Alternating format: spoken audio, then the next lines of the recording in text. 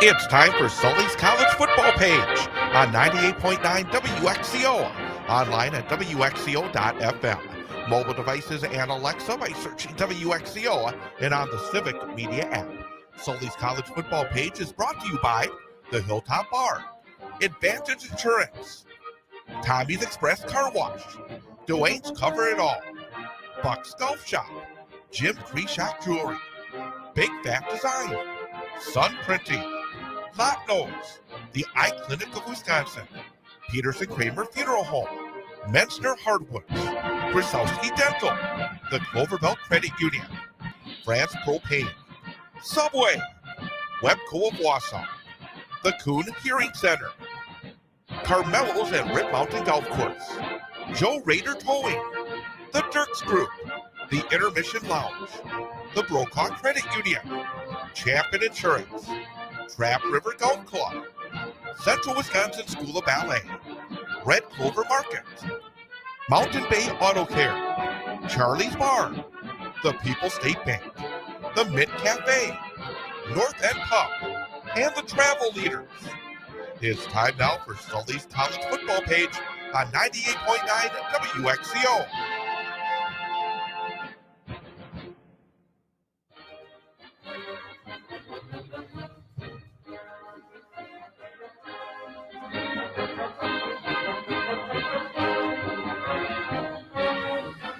And good morning and welcome to Sully's College Football Page on 98.9 WXCO, online at WXCO.FM, mobile devices and Alexa by searching WXCO and on the Civic Media app.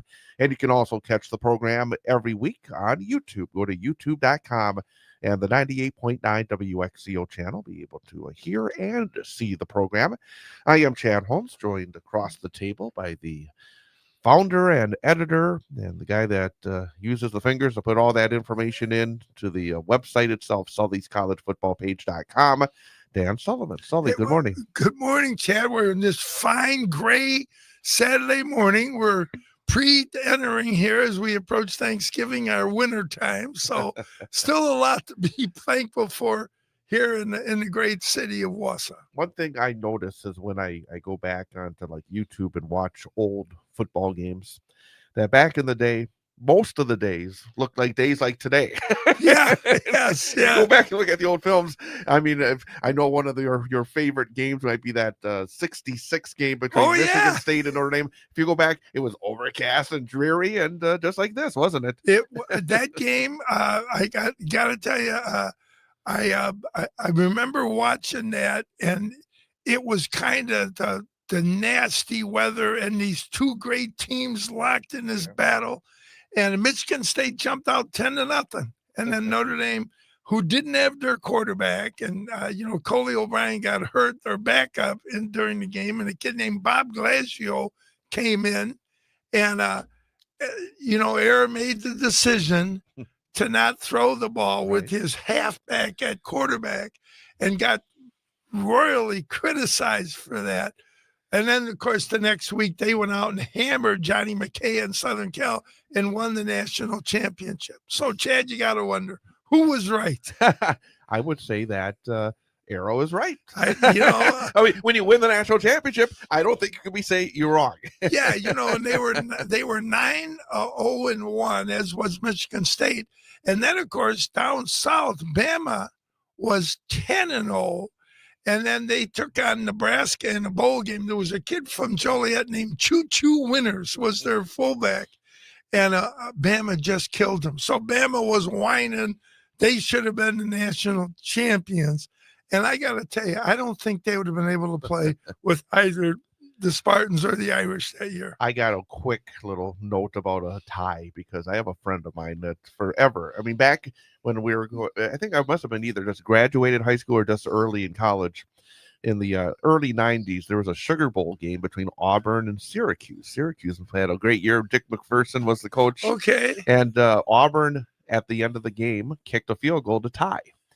And for years and years after that, whenever we may be watching a football game and somebody would kick a field goal, my friend would say, Auburn ties. Okay. Reminded me of Auburn, because back in the day, and Pat Dye was the coach of Auburn at the time, and he got criticized because it's a bowl game. It was not for a national championship or anything like that. It's like, why do you kick the field goal? And I mean, in the big picture, really, other than where you end up ranked, it didn't matter big time. But I know that's one reason people have frustrations with the ties in the past, why we have this overtime system. In fact, I'm going to say this real quickly. I think in this system where you have, 12 teams going into a playoff, to have a system where, say this week or next week, you have a game where somebody decides to go for the win instead of the tie, and then the winner ends up being, or having an overtime game that, you have this system that is not normal football. It's not where you start, you start out of 25 or 30 yard line, whatever it is. And I think that in this case, it's not fair, because if it's a tie, it's a tie. I mean, why should a team lose a chance to be in the playoff and another team get in because of basically a flipped coin, is the way I look at it. But I know I'm in much the minority with that, but I just think in some ways it's not really fair. Yeah, well, you're talking about winning the game. I think that at some level, what are the tiebreakers to get into the playoff? So there are other factors, and I think it's related to what you initially were talking about. You got these rules, and you got this 12-game playoff, which we never had. So yeah. I mean, it's always going to be, it's fodder for discussion, I guess.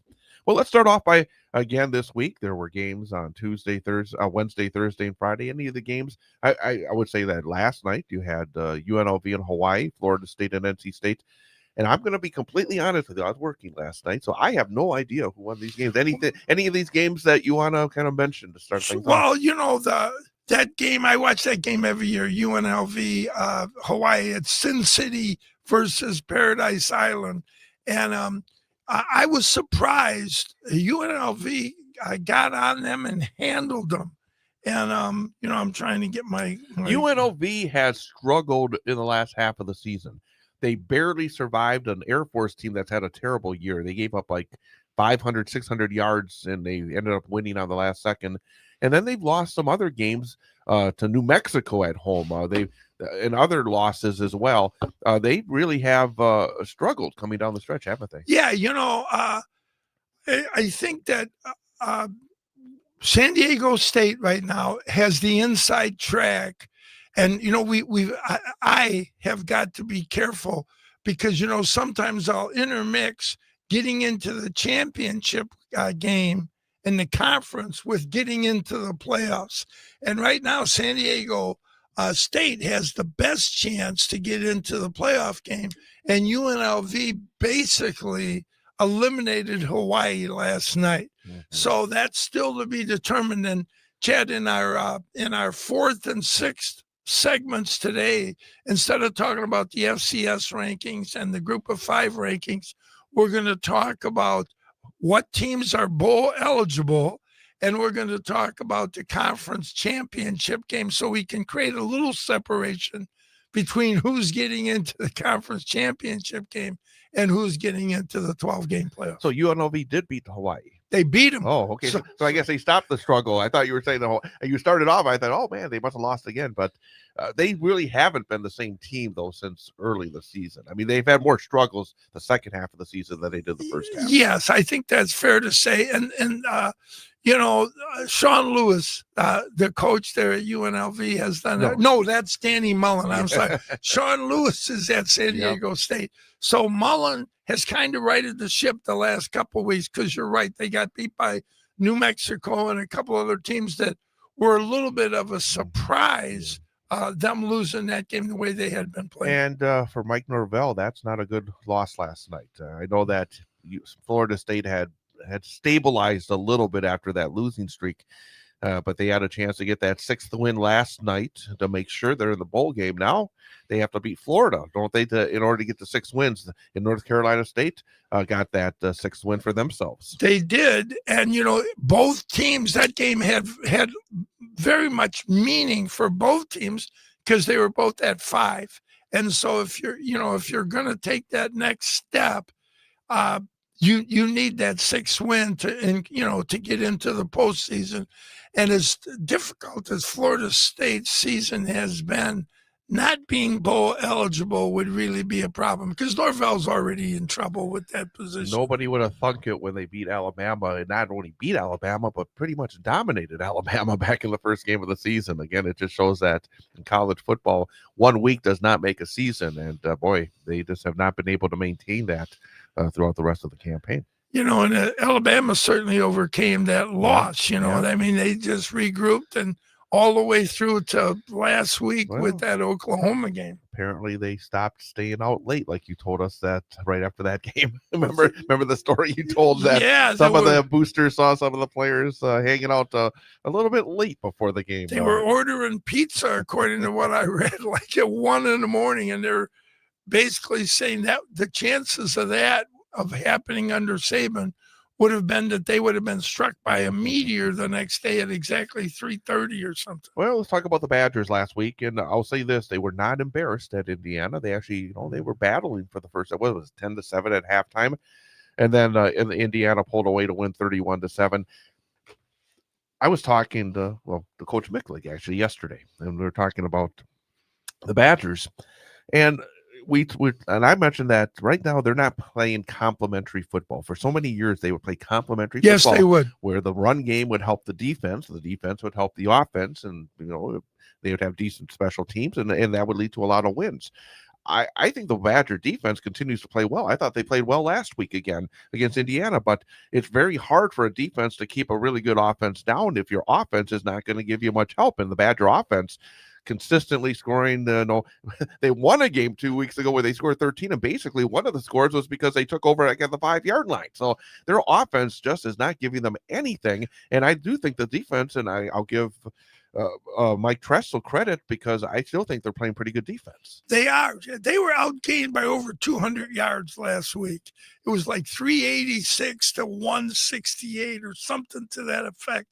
And so what you were talking about, initially, when you looked at the Badgers, they ran the ball effectively, which means they moved the clock.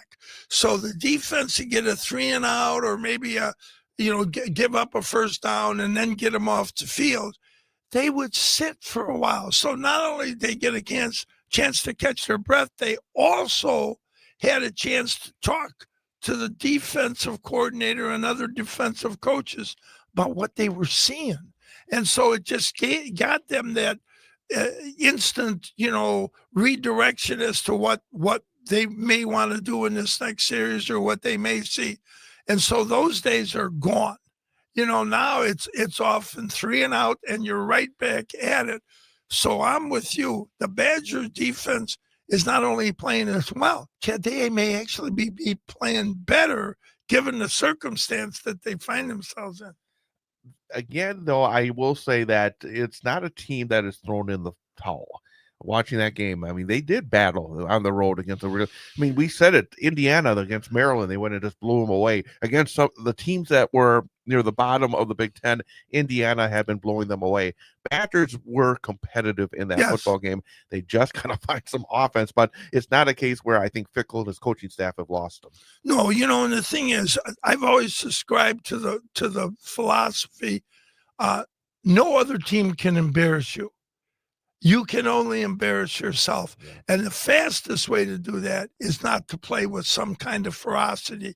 Don't play hard, or give in. They're not doing that, and that's to their credit. And quite frankly, Ted, that's how you get through this stuff. You keep battling, and if you do that long enough, good things are going to happen. Today, the return of Brett Bielema again. And, yes. Again, Illinois having another very solid season. And I believe they were ranked 21st in the ranking that I saw, and they've only lost 3 games. They had that little bit of they were rocking a little bit in the middle of the year, but they've come back. Their defense started to play better because they were giving up a lot of points there for a little while. They've been pretty solid the last few weeks. what about your take here tonight? Because Illinois is, again, they put themselves in a position to have a pretty good bowl game. And again, it's not going to be in the playoff, but Bielema really has put Illinois back on the map. Yeah, they were undefeated in non-conference. One of their losses was to Indiana, which was a bad loss. Indiana just took it to them and beat them badly. At the time, if I'm not mistaken, Illinois was actually ranked higher than Indiana. They were, I believe, they may have very well been favored in that game. Then they lost at Washington. Well, get a number and get in line. Most people lose at Washington. In fact, we're going to talk about a game they got coming up with Oregon. Depending on what happens today with SC and Oregon, could be a game that would be of significance to who gets in the playoff. And so I think Illinois, their best win, I think, would be their defeating of SC, which that is their only loss in the Big Ten. And we all know SC has still got a chance to, as bizarre as this may sound, both they and Michigan have a chance to get in the championship game. But that's highly unlikely because Ohio State would have to lose the next two, and they're playing Rutgers today, who they're 10-0 against. Anyway, so that win is an outstanding win. And Illinois, I think, has done something the last 3 years, Chad, that they normally don't do. And that's put back-to-back seasons that are effective together. They usually haven't, or they over time have not been able to do that. Absolutely. And one thing I got to tell you, it's like this game being a 6:30 game at this time of the year, where this game does not have any influence in terms of the conference championship. Again, this is I think for fans, it's terrible. Today should be an afternoon game in November, the week before Thanksgiving, where the Badger fans come out and have a Saturday afternoon at Camp Randall. I think it stinks to have a 6:30 game for the Big Ten Network on a Saturday night, the next to last week of the season. Yeah, and the weather. We're going to get lucky, actually, tonight. It's not going to be as bad as it could be, but I just think generally college football at Camp Randall should be played in the afternoon. Special games at night. Yeah, I would say as you get into November, unless you have a conference impacting showdown and you want prime time, but even then, 2:30, 3 o'clock, that works. I think a game like this should be played at 11 o'clock. But unfortunately, they divvy this up, the networks, and decide who fits where and how they can count their money more effectively. So, I'm with you. The game at 6:30 tonight is not a good idea, and it's certainly not fan-friendly. The Badgers do not have a chance at a bowl game. What's your take on what we'll see from Wisconsin tonight? I think you'll see more of the same. I think you'll see good effort. I think Bielema coming to town may create a little more excitement and people wanting, players wanting to go out and kind of, play at a level that shows that Wisconsin is on its way back or that Wisconsin's still battling. So, I think the Badgers will play them well defensively. Luke Altmaier, the quarterback for Illinois, is really a good player, and he'll be hard to deal with as the game goes on, especially, Chad, if the offense is not able to move the ball against the Illini defense and you keep getting Altwater back on the field, bad things are going to happen. But I expect the Badgers to come out and battle, and if the offense shows up and is able to run the ball a little bit, this game could be a lot closer than people are thinking. Absolutely. So again, 6:30 tonight, Big Ten Network, Badgers and the Fighting Illini, the Fighting Bielemas of Illinois. So we'll look forward to that one. Hey, lots still going on in the Big Ten. Still quite, as Sul said, there's a lot of teams that are still very much in the mix in the Big Ten Conference. So we're going to talk some Big Ten football after we take a quick timeout. It is Sully's College Football Page on 98.9 WXCO. Choose an agency with true 5G coverage. Advantage Insurance of Wausau. great companies, great agents, great service, great rates, and great claims results. At Advantage Insurance, they support our local community and back you always. Call Advantage Insurance today for all of your insurance needs, or go to AdvantageInsuranceWausau.com. They offer top-rated coverage and the best agents that provide you a true 5G experience for the best total coverage for all your insurance needs. Chief, we've got a situation. What is it? Trouble at the naval base, sir. I'll put it on the screen. Jiminy Christmas, what happened to all our boat covers? That's not the worst of it, sir. No! Afraid so, sir. Not the boat upholstery, too. All those holes? It looks like Swiss cheese. It's funny you mention that, sir. We found the culprit. All right, Mouse, who are you working for? The Russians? Take him to the brig and get Agent Dwayne from CIA on the horn now. Dwayne's covered off. Dwayne speaking. Agent Dwayne, your country needs you. A terrorist mouse has chewed up every single boat cover and piece of upholstery in the Navy. I'll patch up what I can and replace what I can. Agent Dwayne, you're a great American. Just doing my job. Boat covers, seat upholstery, camper, deck, or patio awnings. When you need something covered or upholstered, call the CIA. Dwayne's Cover It All. Commercial accounts are welcome. Call or email Dwayne. Visit Dwayne'sCoverItAll.com.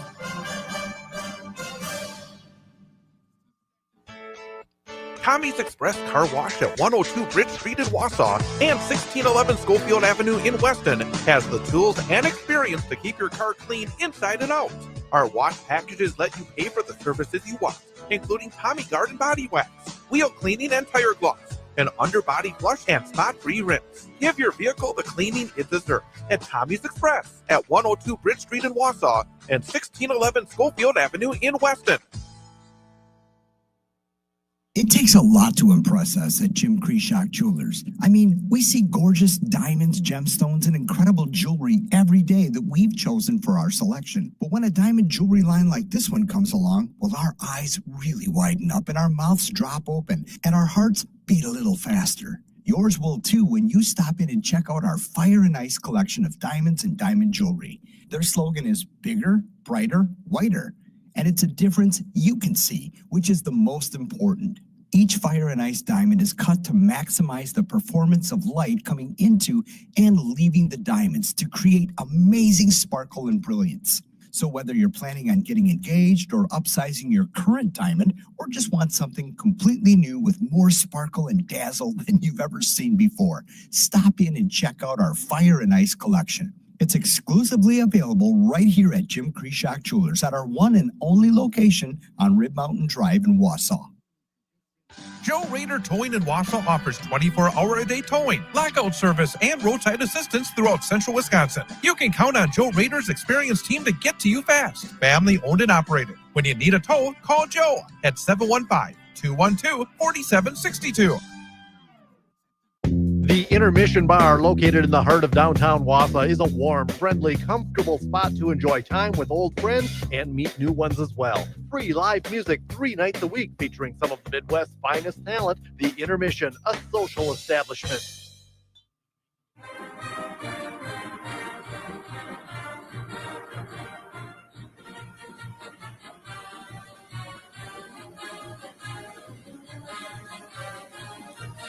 And welcome back. It is Sully's College Football Page on 98.9 WXCO, WXCO.FM, mobile devices, and Alexa by searching WXCO and on the Civic Media app. And so, again, you mentioned during the break that people really need to realize that we only scratched the surface here in terms of the information, that all that information is available at the website. Yes, and if you go to the website and you'll see the menu bar across the top, the stationary menu, the third item from the left is radio show. And on there, you know, we talk about how Wisconsin season looks, what they've averaged, what they're giving up. So I would encourage you for more information that you and I don't have time to get to. It's there for you. And so I would encourage you to go take a peek at it and you get a little more insight as to what's coming for today's game. Exactly.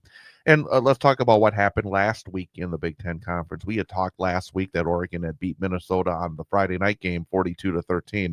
So Oregon keeping their title hopes alive. And then on Saturday, there was a full slate of action.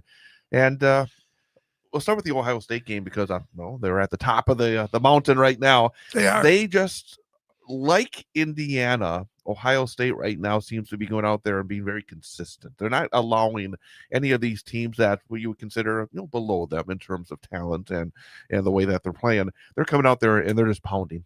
Yeah, Chad, one of the things that, in my years with coaching, when you have a young team, they tend to play to the level of the team they're playing against. They don't go out and be who they are. They don't go out and play to their standard as opposed to going out and just trying to win the game.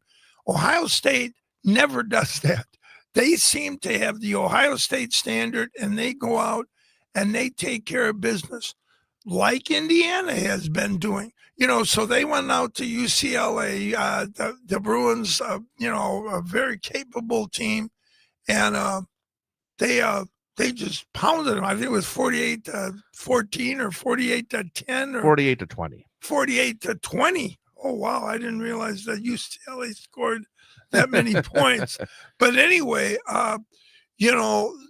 they just take care of business.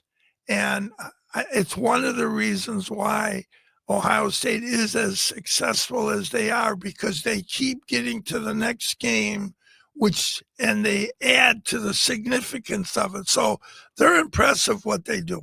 Also last week in Big Ten college football, I think perhaps, and we talked about it last week as the game of the day. It was the game of the day in the Big Ten Conference. Yes. Iowa went out west to take on USC, and Iowa got fortunate with the weather. It was not a normal Southern California Saturday. It was a more of an Iowa City Saturday, and they took advantage in the first half, took a 2-score lead into the intermission, and then who would have thought we'd say this? USC held a good team scoreless in a half to come back and win the football game 26-21. Yeah, and you might as well have said, what's the best environment for Iowa to play against that great passing game? Right now, SC has the 5th best passing attack in the country in terms of yardage. And now it's raining, and you've got the great Iowa defense, and they're up 21-7. And it looks like this is SC swan song. They're going to go down.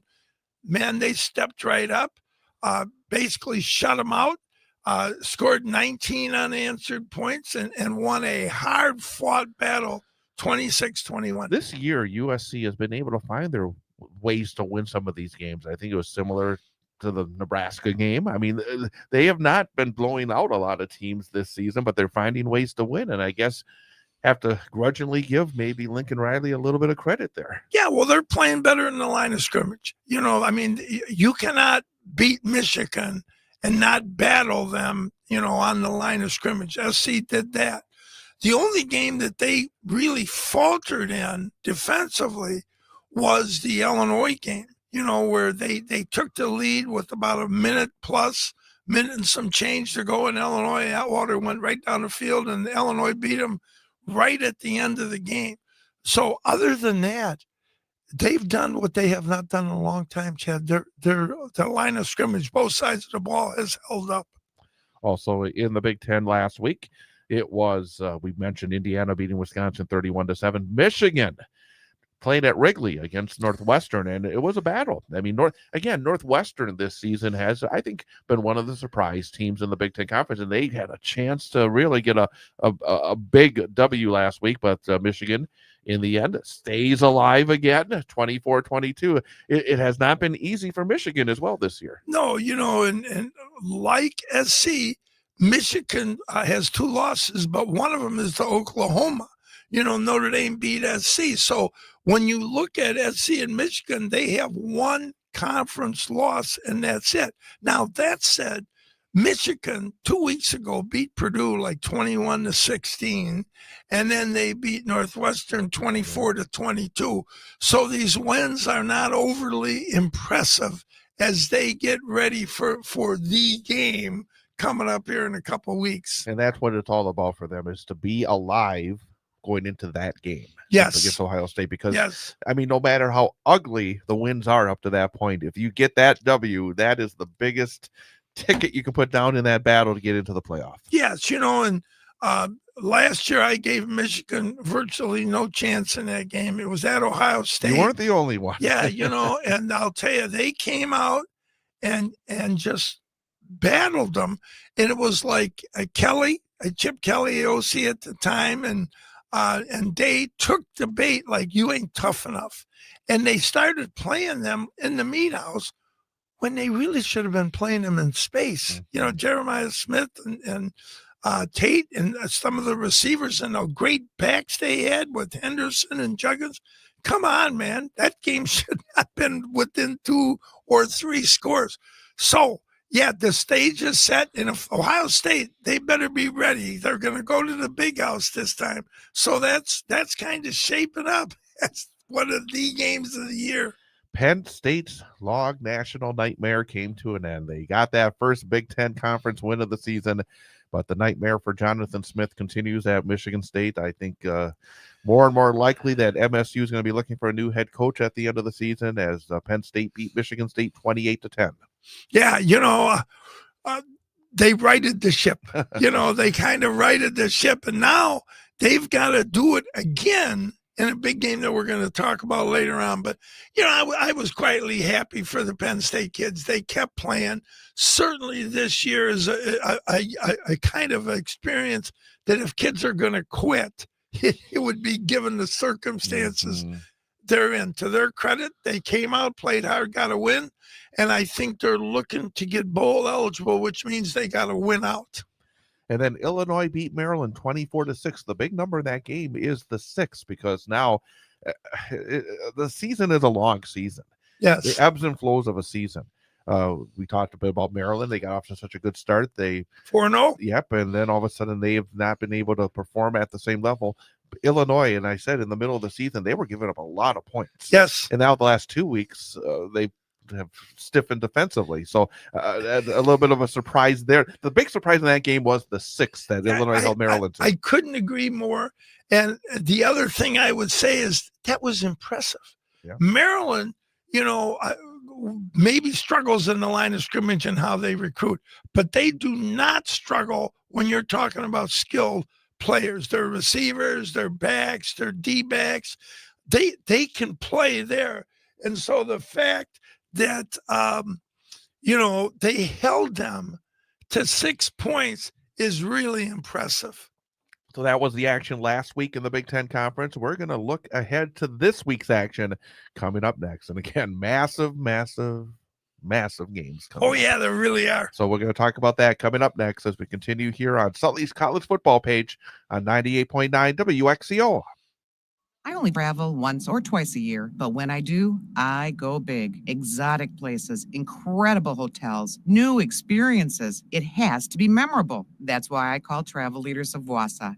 They get me, and they take care of all the details, so I don't have to worry about a thing. Travel Leaders gets you, and we get you there. Travel better. Call Travel Leaders of Wausau at 715-355-4437. And can't forget the sandals. And the right sunglasses. Hello, my name is Steve Brickner. Here at Brickner Motors in Little Chicago, we'll help you order your brand new Chrysler, Dodge, Ram, or Jeep and get it equipped the way you want it and the color you've always dreamed of. That means you won't overpay for something you don't want. Quality vehicles and competitive prices are what keep people coming back again and again.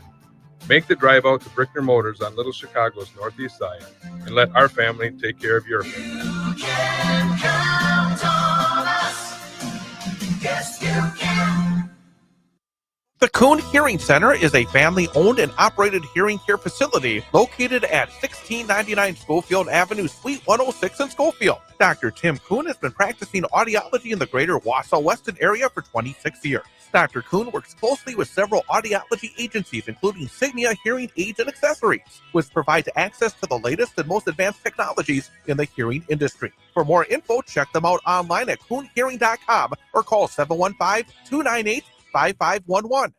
Big Fat Designs can give your company the cutting-edge look it needs to attract customers and stand out from the rest. From websites and print designs to logos and letterheads, Big Fat Designs is your effective and affordable marketing solution. E-commerce, online customer database, video and audio players, Big Fat Designs does it all. And the best part, you deal with someone locally to talk with, to meet with, working hands-on towards your success. Big Fat Designs in Wausau. Find out more online at bigfatdesigns.com. Experience a culinary journey at Oliva's at Gulliver's Landing. Indulge in our unique supper club atmosphere and savor mouth-watering steaks, seafood, pasta, and sandwiches. Join us for an unforgettable dining experience. Oliva's at Gulliver's Landing, Gadwall Lane in Wausau.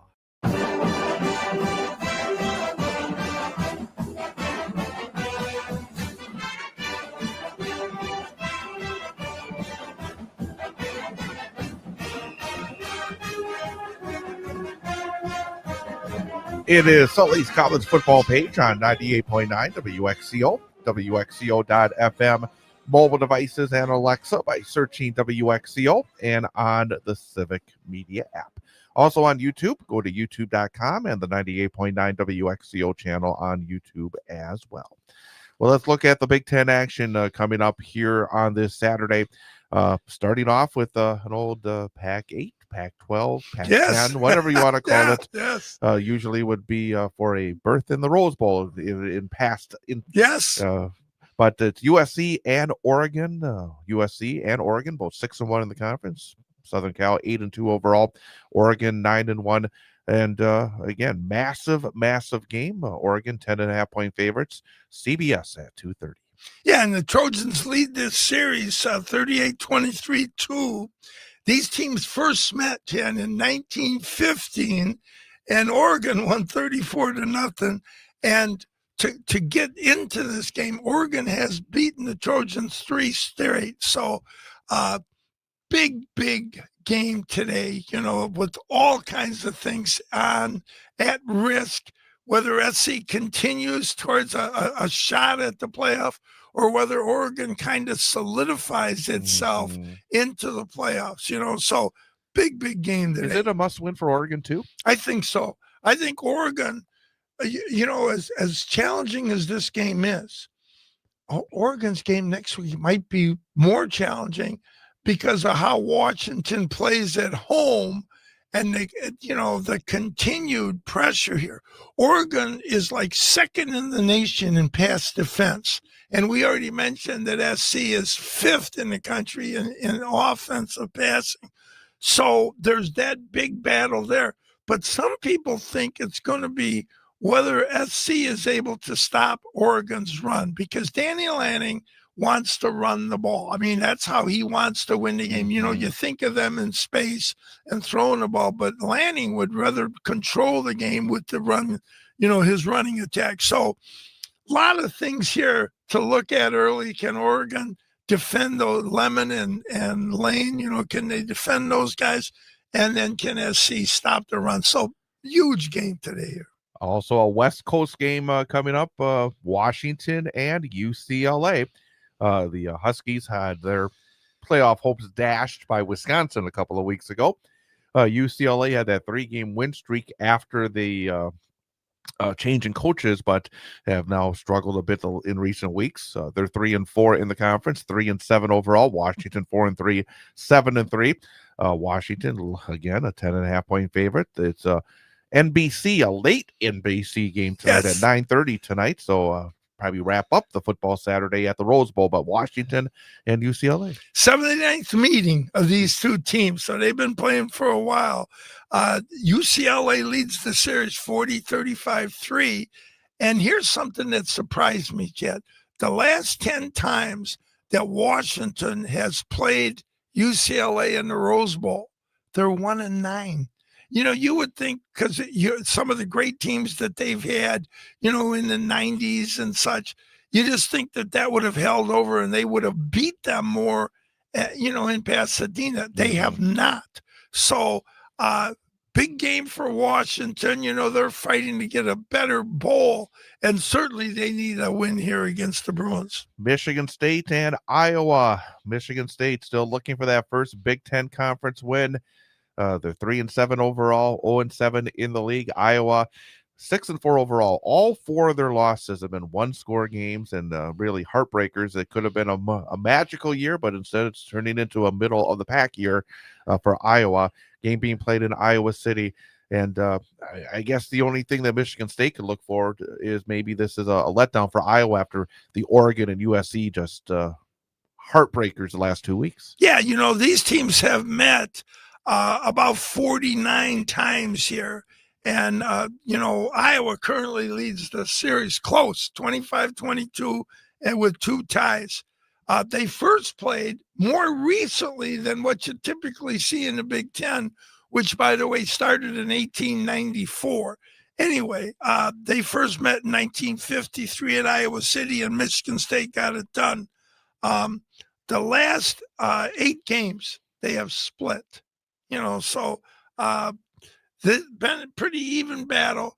You got to like, though, Iowa defensively in this game. Michigan State has struggled a little bit, and like you said, Chad, questions about their head coach continuing. Minnesota and Northwestern. Minnesota 6-4, 4-3. Northwestern now 5-5, 3-4. Northwestern still needs that another win. It's not going to be easy the last 2 weeks, but Minnesota Northwestern actually a 3.5 point favorite. I think this is another game that's being played at Wrigley, if I'm not mistaken. Oh, is it really? Yeah, I think they're doing it back-to-back weeks. Big Ten Network at 11 o'clock, but Gophers and the Wildcats, and again, trying to sort of battle right in the middle of the 18-team league. Well, I'm glad the Cub administration, being a White Sox fan, I'm always relatively critical of the Cubbies. It is Wrigley, yep. It is. Yep. And here's the deal. Remember that one year they couldn't figure out how to get 120 yards in the field. So that one year when they played there, that they had to go one way. You know what they've done? Because I actually saw this week. They took out the third base dugout. They removed the third base dugout. Is that how they did that? And they put on some turf and stuff like that. So they literally took out that dugout to give them more room at that end of the field. Yeah, that was bizarre that year. I don't know if you remember that game. Do. I think it was Illinois and Northwestern. And every time I thought that the quarter ended. I realized no. So I got to tell you, PJ Fleck gets criticized a lot. I am not one that does that. I think that guy has done very good work at Minnesota. I know in their rivalry with the Badgers, I'm unhappy to report from 2003 to 2017, Wisconsin won every one of those games. I think it was like 17 in a row that they had won. Since Fleck has been at Minnesota, they now have a 1 or 2 game advantage against Wisconsin. And he was just awarded a $6 million contract and an extension. So in spite of what Minnesota fans say, but I think he's done good work there. Then you have Rutgers and Ohio State. And Greg Schiano, he actually worked at Ohio State yes, he did. Not too long ago. Rutgers still looking for their 6th win. They're 5-5, 2-5 in the conference. OSU that's been rolling. I mean, as we said earlier, it's been, I think, a very impressive, consistent season for Ohio State. And this one being played in the Horseshoe at 11 a.m. on Fox. Yeah, and they've played 10 times. Ohio State is 10-0. The closest game they have played was in 23 when the Bucks won 35-16. So it gets back to what we were saying earlier.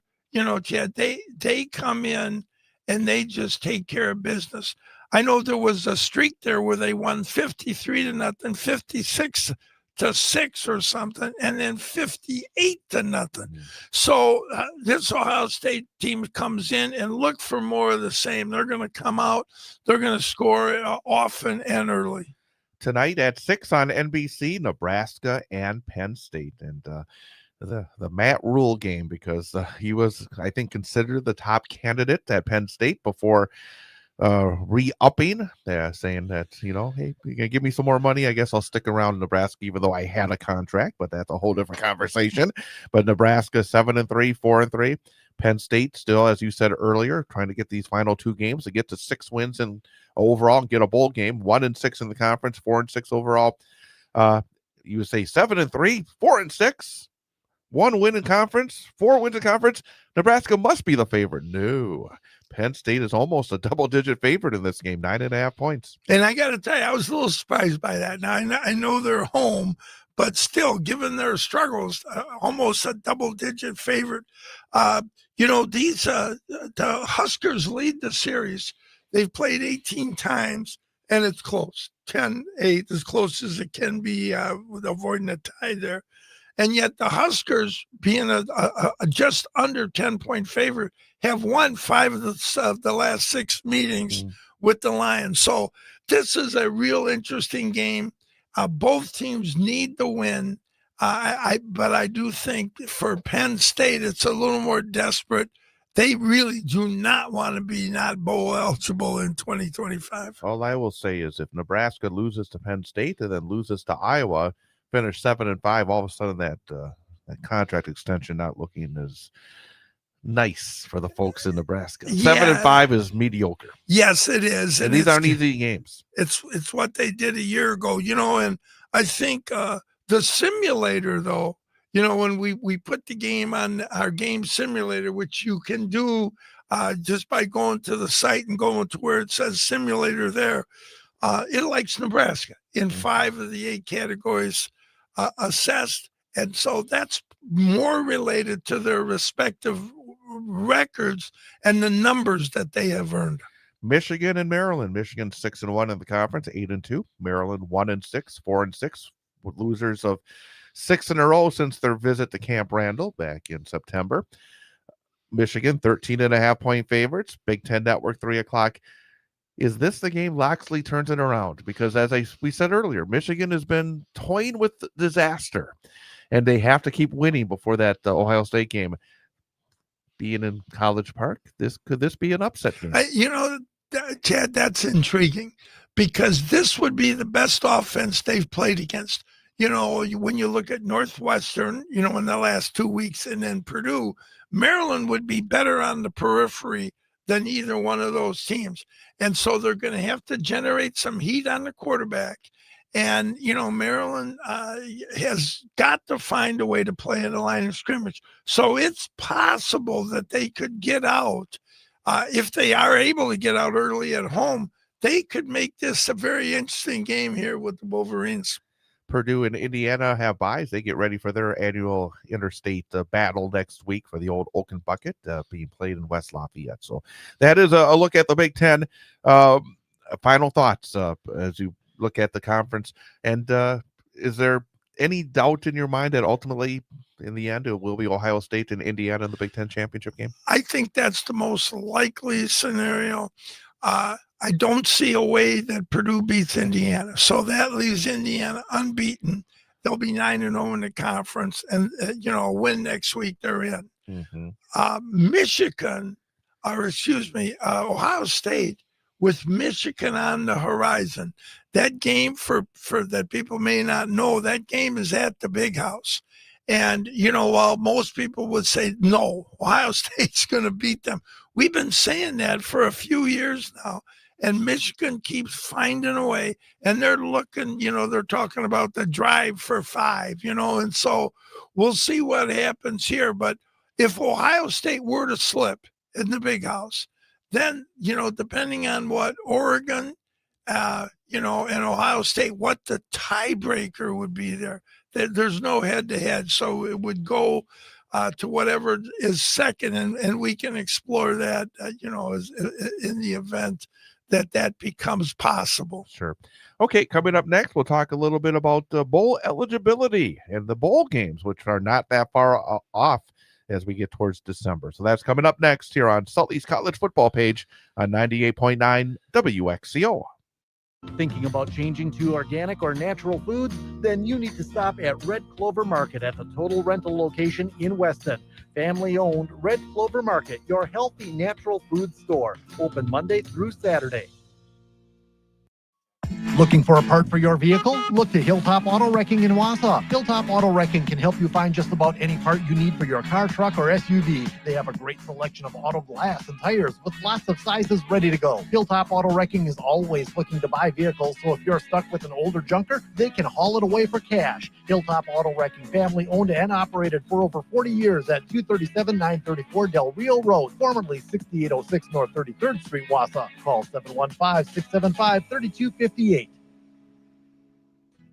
For more than 60 years, Sun Printing has been Central Wisconsin's commercial printer of choice due to their commitment to quality, creative solutions, and dedicated service. Sun Printing's team offers you a wide spectrum of services. Whether you need offset, digital, large format, graphic design, or mailing, they print everything under the sun. No project is too big or too small. So give Sun Printing a call at 845-4911 or visit them online at sunprinting.com. Since 1981, Lopno's has been Wausau's favorite sports bar. Grab a bit of Wausau's past while you're watching your favorite sports teams at their historic turn-of-the-century establishment. Lopno's is the perfect place to catch all the sports action on their 15 enormous flat-screen TVs, enjoy a night on the town with friends, or have a celebration in their private party room. A great place for birthdays, anniversaries, clubs, or meetings. Lopno's, Wausau's oldest and finest sports bar, 3rd Street, Wausau. For over 40 years, Champion Insurance has been helping business owners protect themselves. They also offer protection for your home, auto, and other personal assets as well. Local family owned and operated. Champion Insurance. They got you covered. Schofield Avenue, Schofield. Come on down to Cheeks Bar and Grill on East Wausau Avenue in Wausau. Open for dine-in or takeout Tuesday through Friday, 2 p.m. till close. Saturday, 12 p.m. till close. Sunday, 12 until 8 p.m. Check them out on Facebook, and we hope to see you at Cheeks Bar and Grill in Wausau.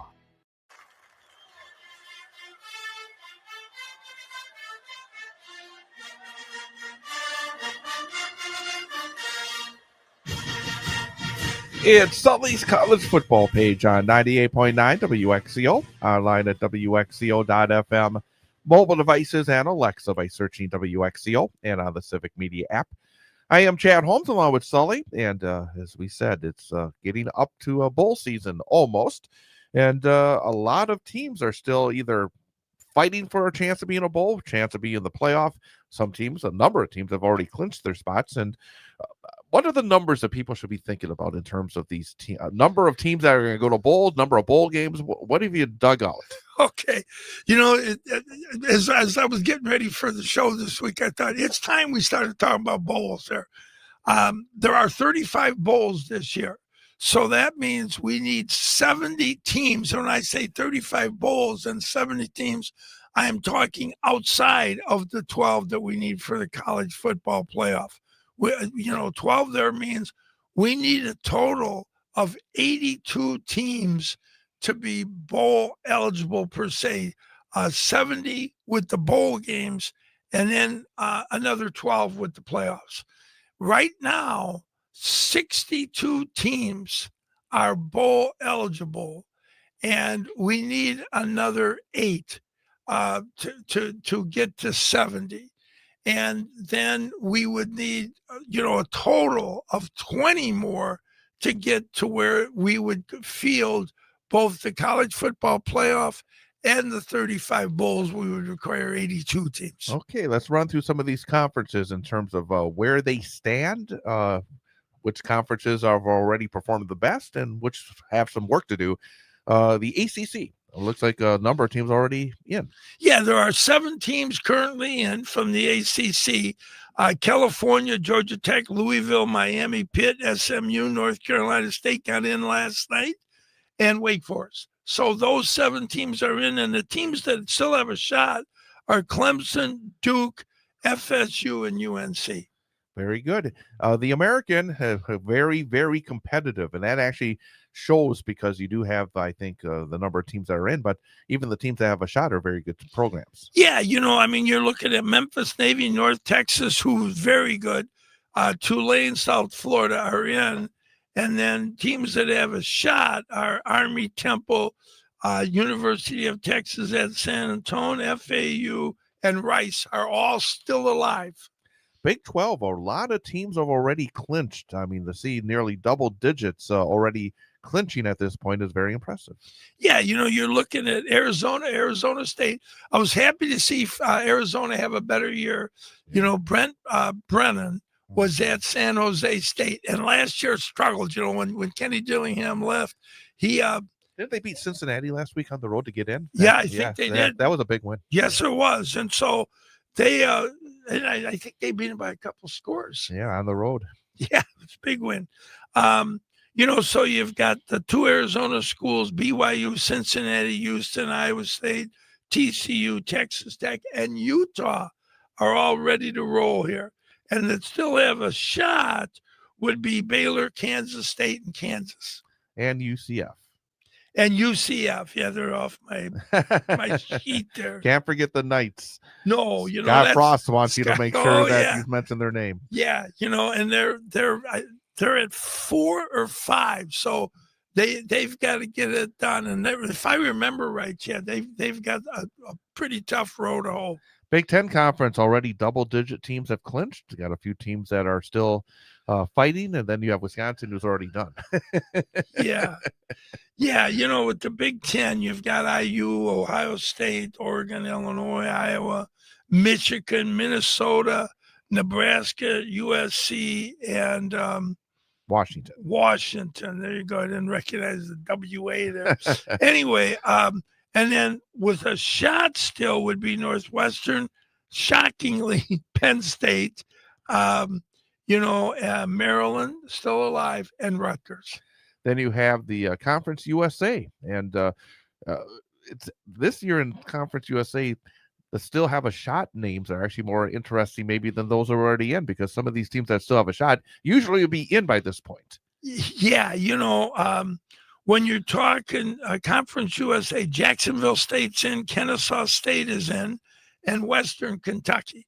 And then teams that still have a shot, FIU, Liberty, you're surprised about them in Louisiana. These teams typically, especially Liberty and Louisiana, where Billy Napier was at, they were pretty regularly 8 to 10 wins every year. Independents, and it's looking good for those independents. It is. The Irish are in, and Jimmy Mora. Chad, I'm surprised he hasn't got more of a look for some of these jobs, because he has done outstanding work at UConn. I mean, they are formidable.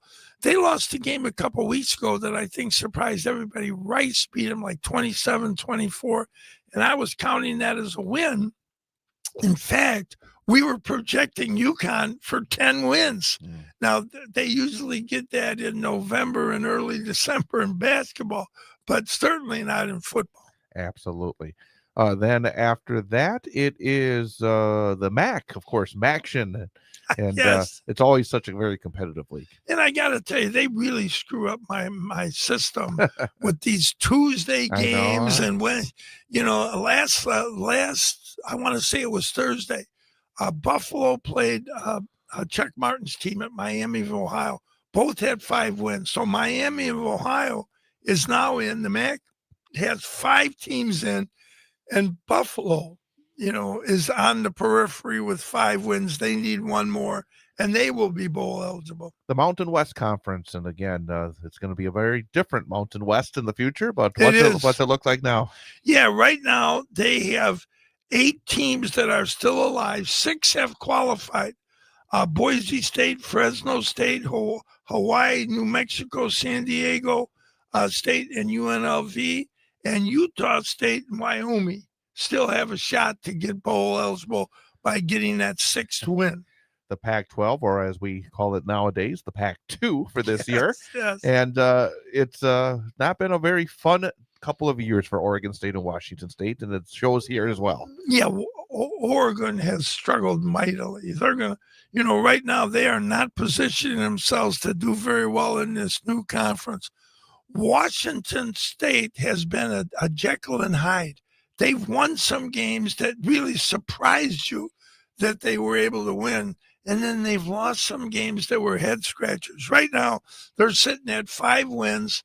They need their 6th win. Now, interestingly, they play Oregon State twice this year. I think they were looking for games and decided they'd play home and home.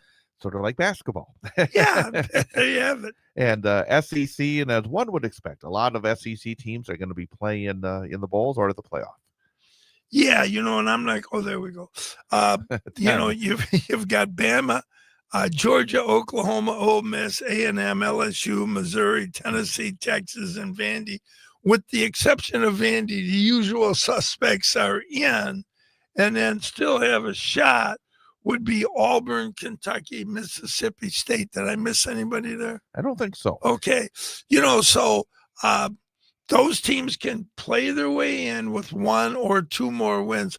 That Mississippi, the Egg Bowl, that could be a very dangerous game for Ole Miss, because that rivalry is pretty intense. Well, there's all these questions around Lane Kiffin. I mean, there was talk this week whether or not they're going to give him an ultimatum to make a decision before the Egg Bowl. Now it sounds like they're not going to give him an ultimatum. He will not make the decision until after the Egg Bowl. So you're right. I mean, you never know with the focus when there's all these questions floating around, and that could be a very interesting game. Yeah, Cheddar, we don't want to in any way disregard or minimize the Iron Bowl. There's some really weird things happen there, and I believe the game this year is at Auburn. And then finally the Sun Belt.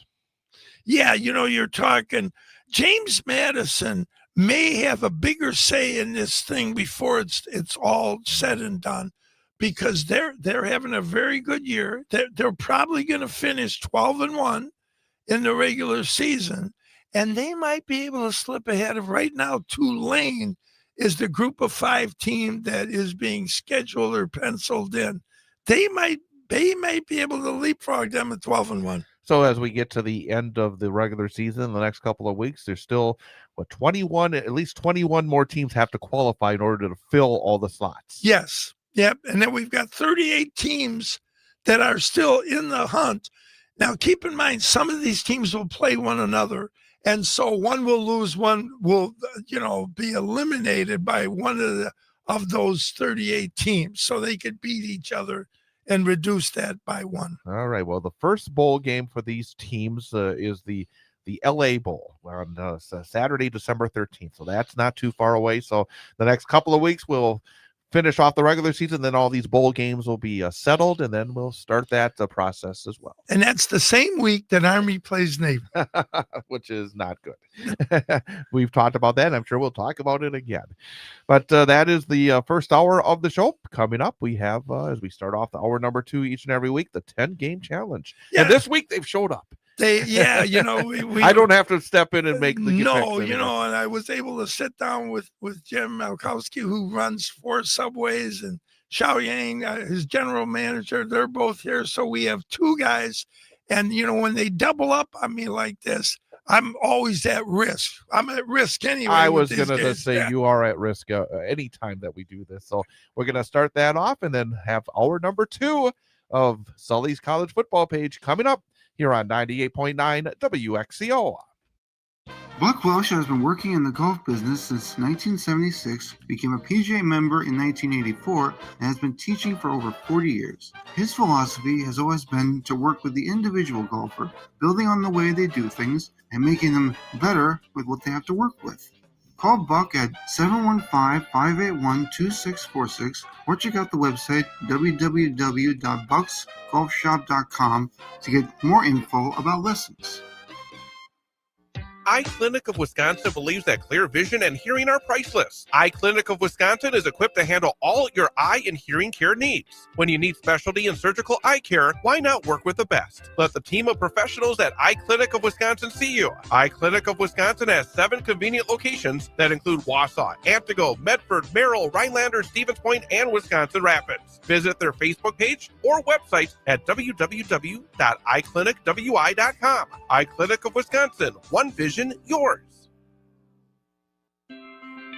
As a proud member of the Wausau Marathon, Edgar, and Athens communities, Peterson Kramer Funeral Home has built a reputation for having a deep commitment to personal service. When you need compassionate concern and expert guidance day or night, Peterson Kramer Funeral Home is the one to call. You can trust them to take care of every detail at a time it matters most. Located in Wausau, Marathon, Edgar, and Athens, Peterson Kramer Funeral Home, friends you've trusted and depended on since 1914. Krasowski Dental offers the most effective cosmetic and neuromuscular dentistry procedures and treatments. When you walk through the doors, you'll experience an incredibly comfortable and pleasant atmosphere where you'll be treated like family. Krasowski Dental offers 24-hour emergency service and care so you don't have to wait, and offers many of the newest dental technologies and perks to make your dental experience comfortable and less stressful. Schedule your appointment now with Krasowski Dental, North 17th Avenue, Wausau. Don't you just love a good football game? Don't you just love a new car or a new truck or a new motorcycle? And don't you just love saving money? Then you'll love Clover Belt Credit Union, your go-to team for saving money with a great rate vehicle loan. Great rates are what make Clover Belt the leader in vehicle loans. Cars, trucks, motorcycles, ATVs. If it's got a motor and it rolls on wheels, Clover Belt Credit Union has the great rate financing you want. Give us a call and we'll get your great rate loan rolling. Clover Belt Credit Union, your team for great rates. The Dirks Group started in 1999 as an alternative to traditional IT service providers. From the start, they focused on customized solutions for the needs of each client. Today, they serve over 400 customers from locations in Wausau and Eau Claire. Go to dirksgroup.com for more information. Charity's Bar in Marathon City. Great food, great service, a great place to meet friends. Come on down and watch the game or just hang out. It's Charity's Bar on County Road and in Marathon City. Witness the difference at Newman Catholic Schools, where education is embraced by the Christian faith and students are held to a high standard of academic excellence. Schedule a tour and learn what it means to be a Newman Catholic Cardinal. Visit NewmanCatholicSchools.com to learn more. WXCO 1230 AM, W255DN Wausau, streaming at bullfallsradio.com.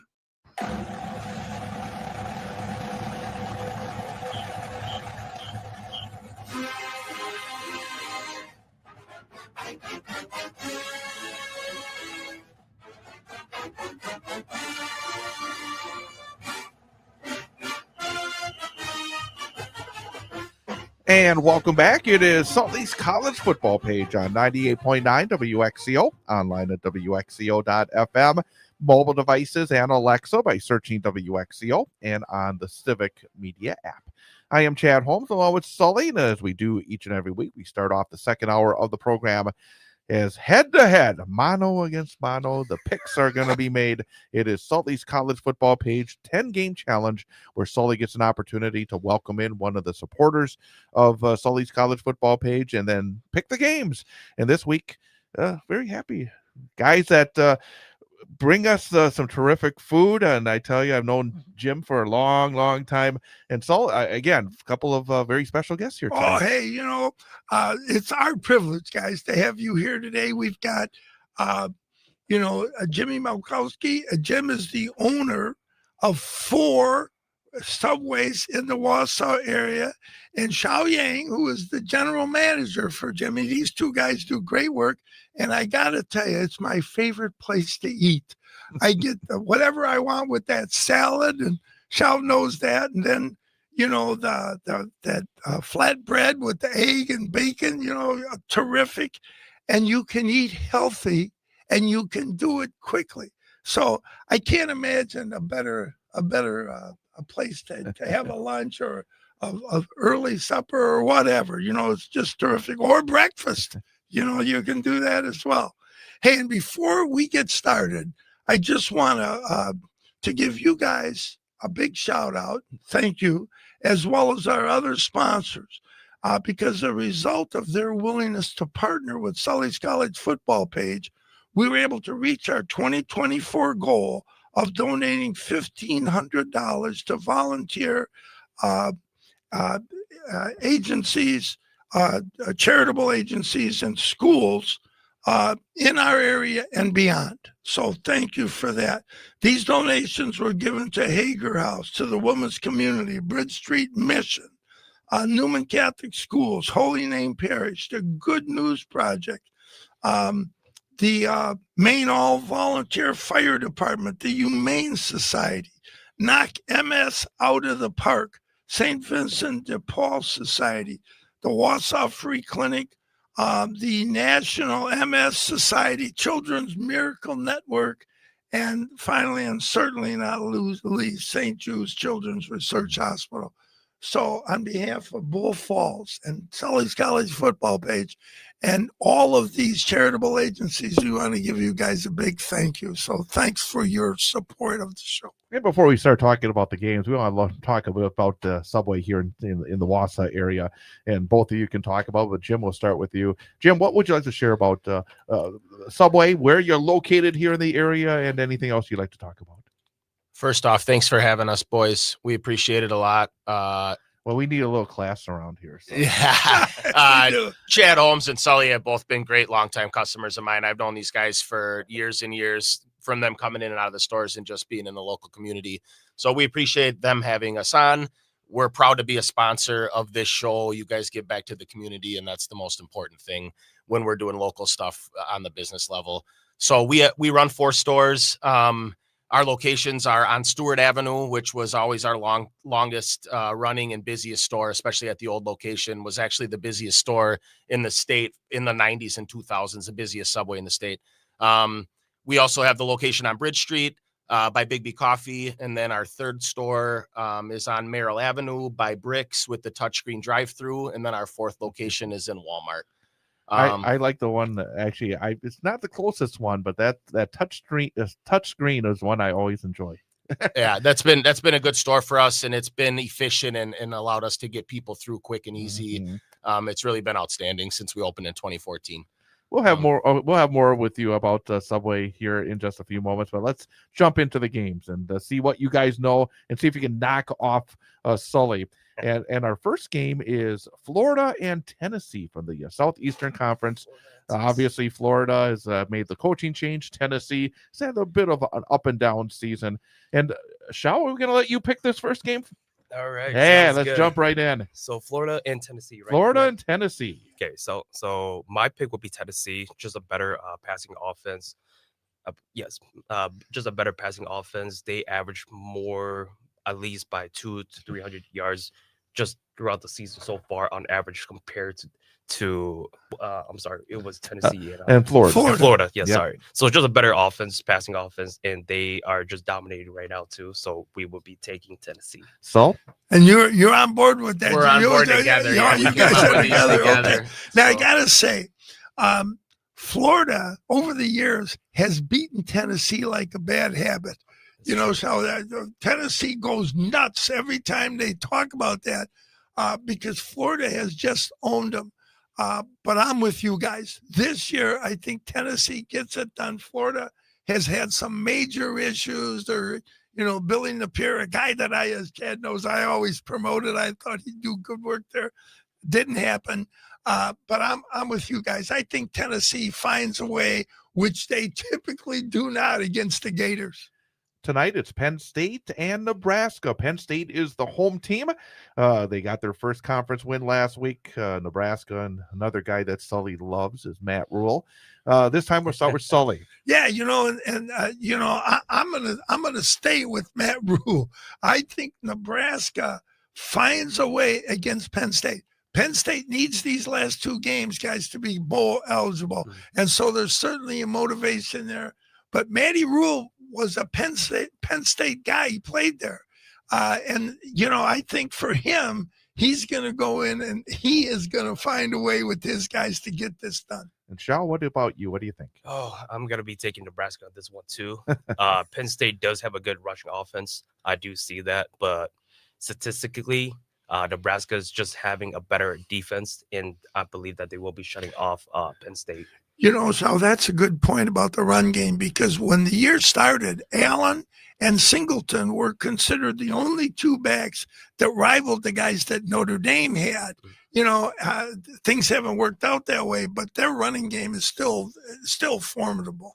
Texas and Arkansas, old Southwestern Conference matchup now in the SEC. Longhorns still fighting, trying to get themselves back into a position maybe for a College Bowl playoff, but that loss to Georgia last week hurt them. Arkansas, Bobby Petrino, the interim head coach. So Texas and Arkansas, and we'll start with, I guess, Shao. What do you think? I'm going to be taking on Arkansas on this one. Oh, go with the upset. I'm going to go with the upset here. I do believe that Arkansas just takes better care of the ball so far. Less turnovers against the other team. So it's just going to be a better consistency game with them. I believe that they will be taking the game. So I'm going to separate here a little bit, guys. I'm going to lean towards Texas, but I have to tell you, a lot of our listeners will not know the significance of that Arkansas-Texas game. That was a huge rivalry back in the old, Chad remembers the old Southwest Conference. And so Texas has Oklahoma, certainly Texas A&M, but this rivalry, maybe with the exception of Oklahoma, is on par with how they feel over the years about Arkansas. So big rivalry game. Texas needs this to stay alive, and so I'm gonna say that they got more at stake and they get this done against Arkansas. our fourth game is Oklahoma and Missouri, another SEC game featuring teams that didn't used to be in the SEC. Sully, what do you think? Pabula, their quarterback from from Missouri, is back. That was the kid that played at Penn State a year ago, and he got hurt, I think, the same week that the Penn State quarterback went down. Anyway, he's back, and I like Eli Drinkwitz, great last name.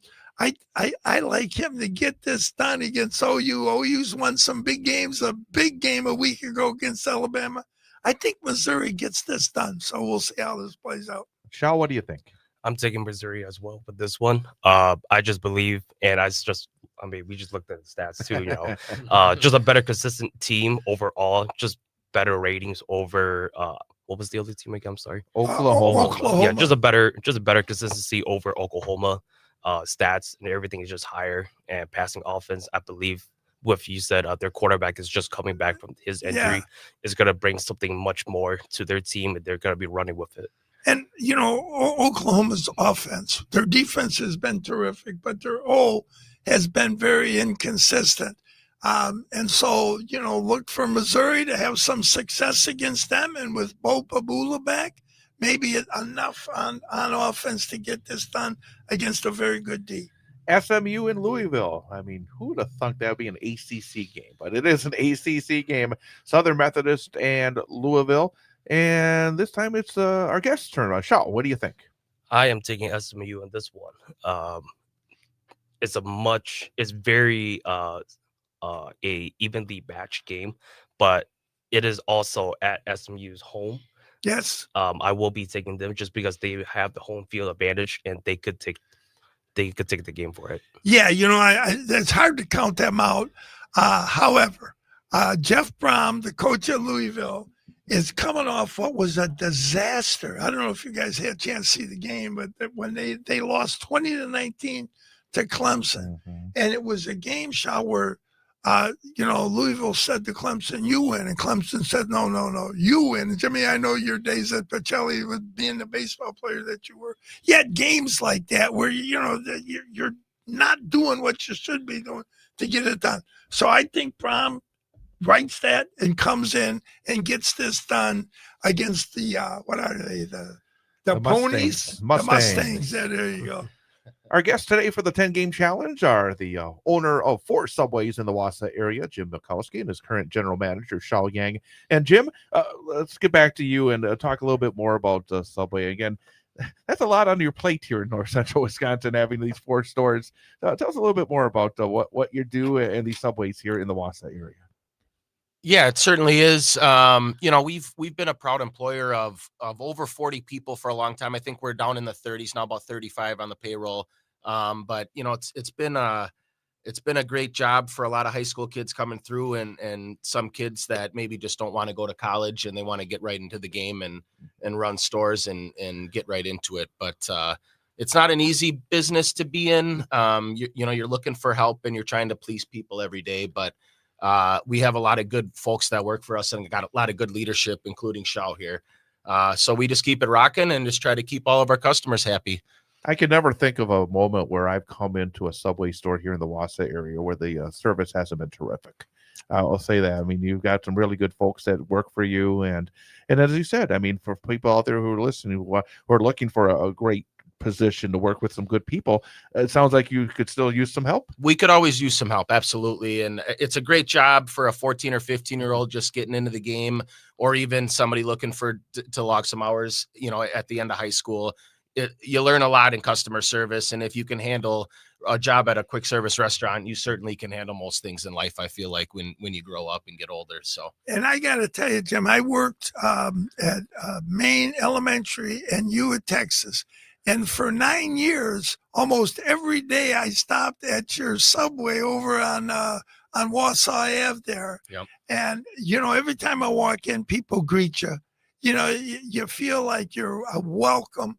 And then, it is so rewarding to be able to get exactly what you want and in a timely way. So I could get what I want and get it at a rapid pace. So I was able to get to the next school.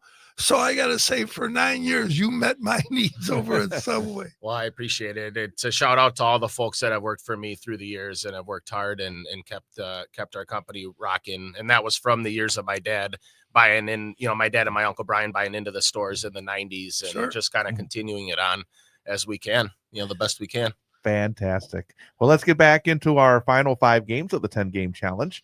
And our next game is Virginia Tech and Miami. Virginia Tech, obviously very happy this week. They got their guy. James Franklin decided that he will be the next head coach of the Hokies. Miami has been, again, sort of a little bit of a disappointment, I would say. I mean, they're having a good year, but I mean, they had expectations after beating Notre Dame early of maybe a national championship. Sully, what do you think? Well, as much as I really dislike picking Miami, Catholic versus convicts, although my favorite was always when they played Iowa and it was farmers versus felons. That one I liked a little better, but nonetheless, I think Miami's up against it. There's going to be new life in Vatek, the Virginia Tech, because of, the Jameson coming in. But nonetheless, guys, I think Miami gets this done. What about you, Shao?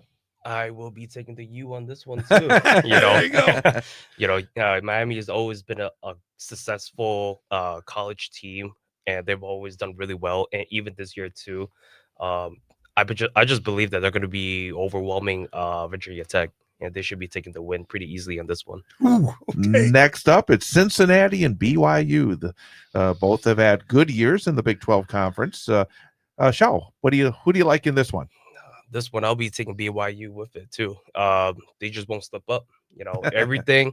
Of course, though, statistically, they are just much better.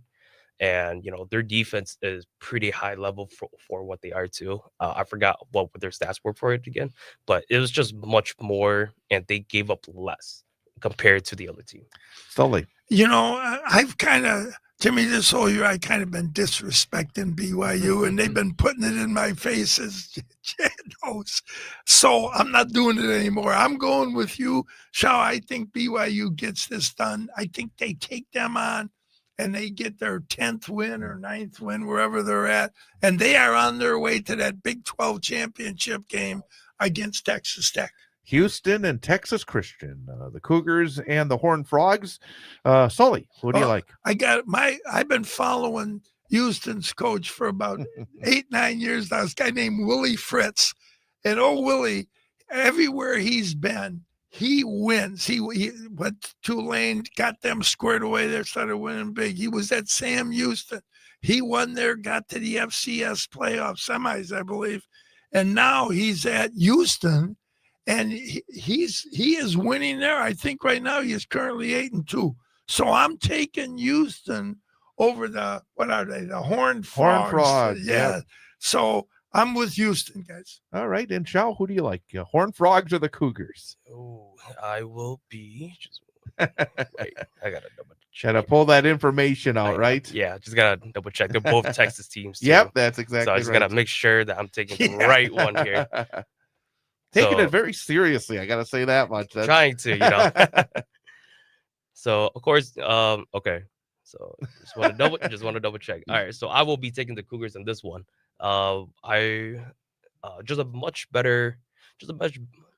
just a much better team overall. Their offense is just much more just much a high power offense, and their rushing offense is just much better. They're averaging probably 20 to 40 more yards than them. So I would just be believing that they're going to ground and pound. They're going to take the game. And, especially as a football player back then as well, as my younger days too, the run game is there and you just got to take it. And I believe that Houston's going to take this one on the run game. Next up is an ACC game, Georgia Tech and Pittsburgh. Georgia Tech's had a great year, but they had a big scare against a lowly Boston College team last week and had to win at the very end. Pittsburgh, they just unfortunately were not able to knock off those Irish last week. I wouldn't use that word, unfortunately. But Georgia Tech and Pittsburgh. And first up this time, it is Shaw. You get to go first. All right. I'll be taking Georgia Tech on this one. They just won't get upset on it. And they do, like I said, they run the ball just more efficiently compared to the other team. So, like I said, ground and pound, I think they're going to take this game on it. Okay. Well, Brent Key, the coach there, has done a terrific job. He's really been good. And based on what Pat Narduzzi, the coach at Pitt, says, he's always critical of Notre Dame, which is all that means for him is time in purgatory. He may never get out of purgatory with all the mean-spirited things he says. However, I do like Pitt to shock them and get this done.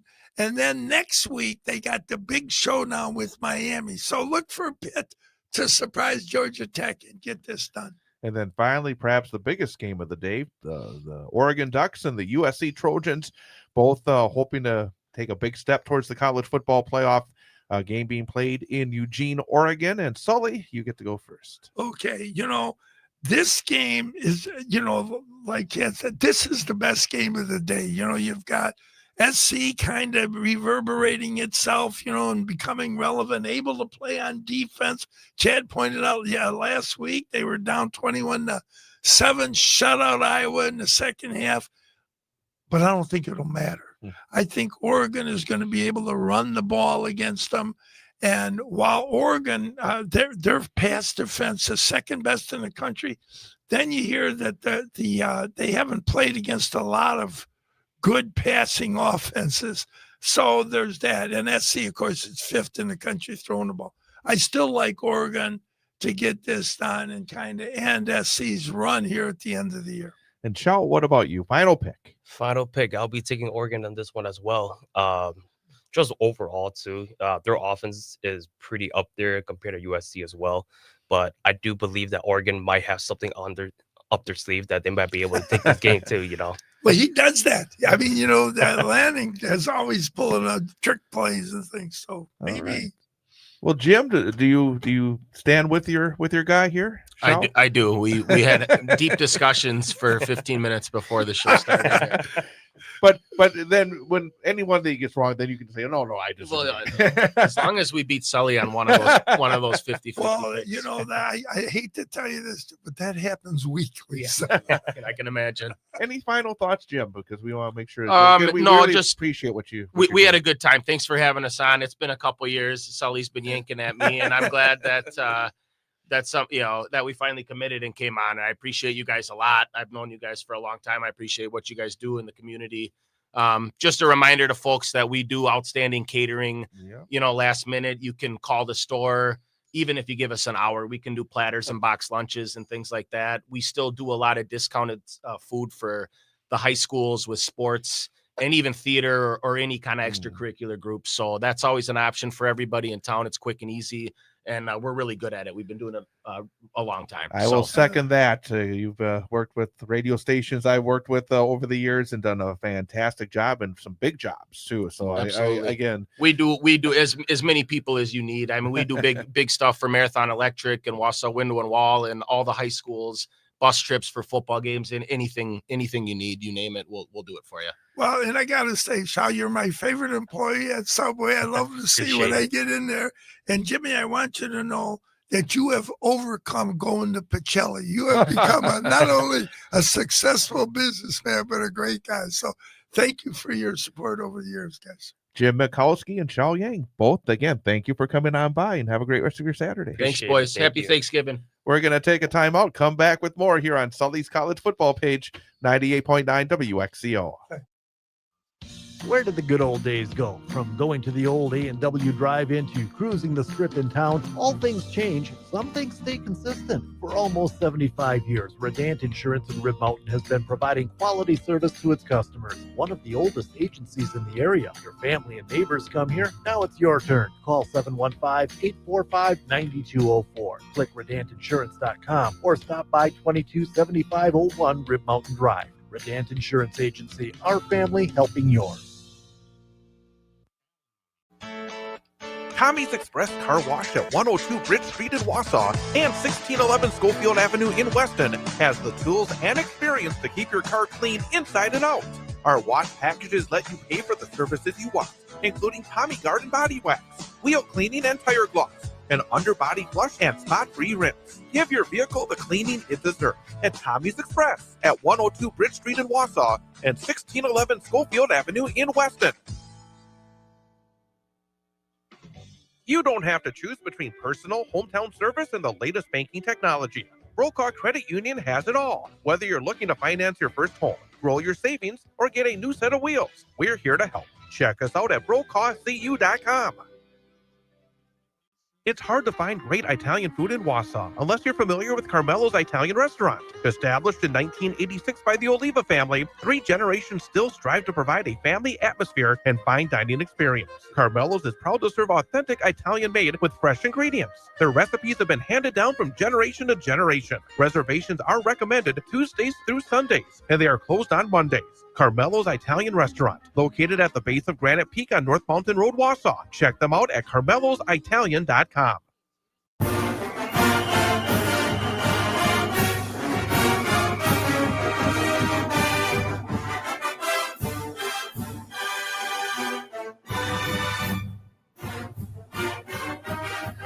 And welcome back to Sully's College Football Page on 98.9 WXCO, online at WXCO.FM, mobile devices, and Alexa by searching WXCO, and on the Civic Media app, and again on YouTube.com. YouTube.com, go to the 98.9 WXCO channel there and be able to see and hear the show as well.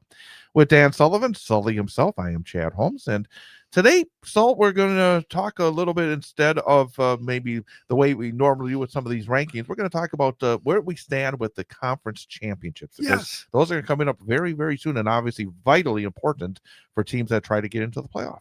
Yeah, you know, and we need to make sure that we are explaining clearly when we say get in.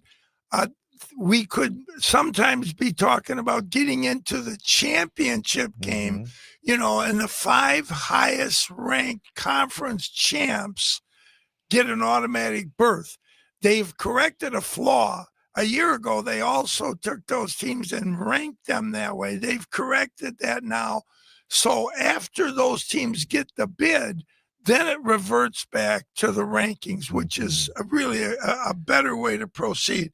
But anyway, yeah, today, Ted, we'll kind of go through the 9 conferences, and we'll talk about who is favored and who still has a shot to get in. Well, let's move quickly because we are a little bit behind us, you know, because of the 10-game challenge that we tend to do here because we have so much fun with our special guests. But the American, and there are, 4 teams that are still in that fight? Yeah, you know, surprisingly, East Carolina has emerged. They struggled in non-conference. So when you do that and you get losses, you think, well, they're out. Well, they're out from an at-large, but not from the conference. So they're involved. Right now, it looks like it's going to be Navy and North Texas, although Tulane is currently ranked higher than them. So we'll see how this plays out. A big game today. Navy takes on Memphis. The ACC's been pretty crazy all season long, and it still stays that way with all these teams with just 1 loss. Yeah, UVA is probably more disrespected than BYU. You know, people just don't give them their propers, and they are winning games.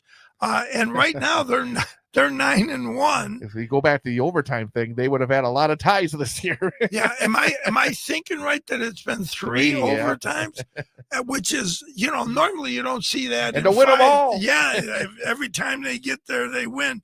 And with Pitt, really it's significant. Pitt can actually play their way in to the ACC championship by winning today against GT, Georgia Tech, and then beating Miami next week. The Big 12, I mean, man, oh man, you look at all these schools that are still there. I mean, you got not just 3 or 4, but I think, 6? Yeah, it's and you've got 2 of them right now. Texas Tech and BYU are the front runners. If Texas Tech wins today, I believe that maybe not. It would depend on what happens with with Pitt. No, I'm sorry, I'm in the wrong conference. It would depend on what happens with Utah, Houston, Arizona State, and Cincinnati. If those teams get one more loss, if any of those teams lose today or next, they're probably out unless you'd have a scenario. No. 3 losses, you're not getting that. Yeah, No way. Not None. really. 0.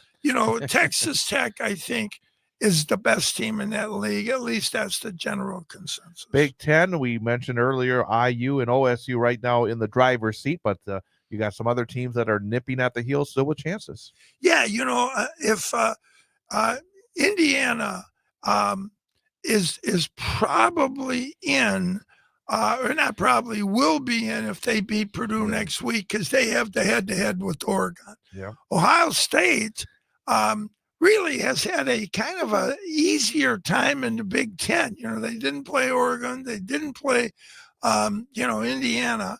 And they've avoided Michigan now until the end. So it looks like Indiana's a lock.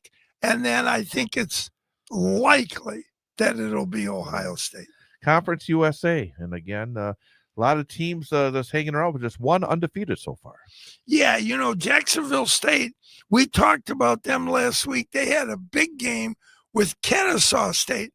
Now, these teams are located in states that people might not readily recognize because Jacksonville, people will think Florida. It's not. Or they'll get it mixed up with Jackson State, which is in Mississippi. Jacksonville State is in Alabama. And Kennesaw State, most people are clueless about who they are. They're in Georgia. And last week they played. Both were 4-0, and Jacksonville State won. And then the other frequent flyer here is Western Kentucky, who has been a good football program for any number of years. Mid-American Conference, and it's always so competitive. And the thing that jumps out is there's all these 2-loss teams, only one loss team. There's no undefeateds, and there's only one loss team, and there's so many teams that are still battling. Yeah, you look at the Michigan schools this year. Central Michigan and Western Michigan are very much alive. And, Toledo, who was always one of the better teams in that league, had struggled earlier, but now has come back. And I think they're sitting at 4-2. And, then you're talking Ohio still has a shot. And Miami of Ohio at 5-2 has a shot. So things have to play out. But if we were projecting, it looks like it would be Toledo and Western Michigan, who beat Central Michigan a week ago. Mountain West Conference, and San Diego State has put themselves on the pole position, but a lot of 2-loss teams in that league, a very competitive league still right there. Yeah, San Diego State was rolling, and then they went to the islands and got hammered. It was like 35-7 or something, and surprising. And then last night, Paradise Island plays Sin City in Sin City, and I'll tell you, they UNLV took care of business. So right now, I would lean towards UNLV taking on San Diego State. The SEC was nearly thrown into some more chaos last week because A&M was getting killed by South Carolina at halftime.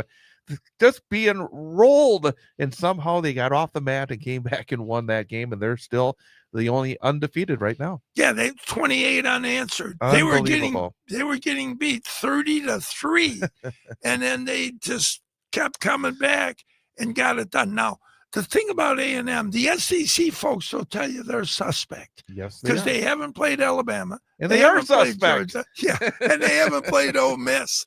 And so, what's going to happen now? Alabama really needs Ole Miss to lose. Because if Ole Miss wins out, they win the Egg Bowl and they finish 11-1, or what would be 7-1 in the conference. Georgia at 7-1, and Georgia's done now. They got Samford today, and then next week they got a big game with Georgia Tech. So they're at 7-1. Alabama wins out. They got to beat Auburn. They're 7-1. Ole Miss is 7-1. Georgia will go. And play A&M if A&M wins out. Alabama will be out.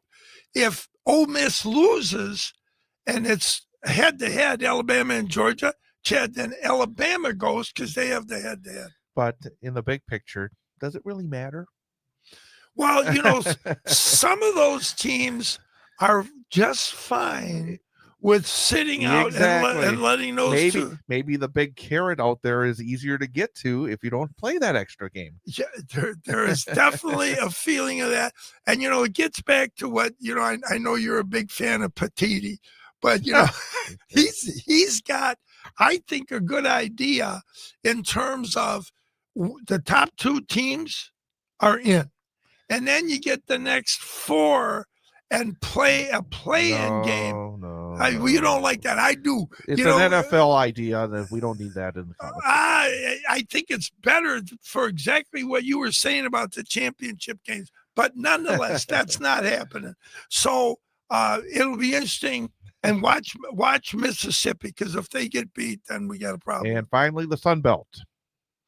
Yeah, the Sun Belt, you're talking James Madison is in the clubhouse. They're right now the best team in the Sun Belt, and that is the only conference that there actually are divisions. And so I believe Southern Miss has won the West, and James Madison is the West champ, the East champ. I'll be right in a minute. And then the West is open, that division. You got Arkansas State and you've got Southern Miss and so on that are still competing there. Okay, we're going to take a quick time out and then come back and have the top 25 as we continue here on Sully's College Football page on 98.9 WXCO.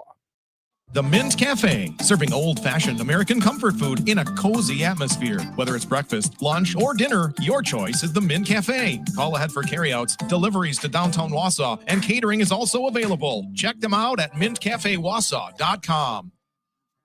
Looking for a part for your vehicle? Look to Hilltop Auto Wrecking in Wausau. Hilltop Auto Wrecking can help you find just about any part you need for your car, truck, or SUV. They have a great selection of auto glass and tires with lots of sizes ready to go. Hilltop Auto Wrecking is always looking to buy vehicles, so if you're stuck with an older junker, they can haul it away for cash. Hilltop Auto Wrecking, family owned and operated for over 40 years at 237-934 Del Rio Road, formerly 6806 North 33rd Street, Wausau. Call 715-675-3258. Are you looking to furnish a new home, apartment, or cabin? Are you looking for quality clothing at a reasonable price? Well, if you are, be sure to stop at St. Vincent de Paul at 131 West Thomas Street in Wausau. Make them your first stop, your one-stop shop for furniture, clothing, accessories, home products, and much more. And remember, St. Vincent de Paul in Wausau is more than just a thrift store. It's a local ministry meeting the needs of our community. Your purchases benefit those in need right here at home. So shop St. Vincent de Paul at 131 West Thomas Street in Wausau, where your purchases benefit your neighbors. Since 1997, Mountain Bay Auto Care has been serving Central Wisconsin with top quality and affordable car repair and service. With ASC certified mechanics. Stop by 5702 Stella Avenue in Schofield or call 715-355-8646. The warmth of your home is about making memories with family and friends and enjoying life celebrations. At Mensner Hardwoods Marathon, they understand the importance of bringing warmth to a place you call home. For over a century, their fifth-generation family business has been creating beautiful woodwork for the home and office, just as they have for over 130 years. Mensner Hardwoods looks forward to providing you with elegant wood products to enhance the beauty of your home or office. Visit them at mensnerhardwoods.com. Mensner Hardwoods, timeless beauty for your home or office. The Eat Fresh Refresh doesn't stop at your local Wausau Subways. When the urge hits, make sure to stop by any of the 4 Wausau Subway locations at 1609 Merrill Avenue, 330 East Bridge Street, 1819 West Stewart Avenue, and 4300 Rib Mountain Drive in Walmart. Catering, remote ordering, curbside pickup, and Subway delivery all available. And make sure to use the Subway app when you need Subway. Subway with 4 Wausau locations. Buck's Golf Shop for all of your golfing needs. Located at 903 Grand Avenue, Suite C8, Rothschild, Wisconsin, 54474 in the Bushka & Bushka Insurance Building on the east side. Specializing in Badger, Bucks, Brewer, and Packer golf-related items. Green Tag sale is 30% off the retail price. Call 715-581-2646 or email wellsgolf@pcpros.net. At People's State Bank, we think checking accounts are like SUVs. That's why we offer more features to fuel your lifestyle. The best part? You can open an account without leaving your driveway. Just visit bankpeoples.com today. Member FDIC, Equal Housing Lender.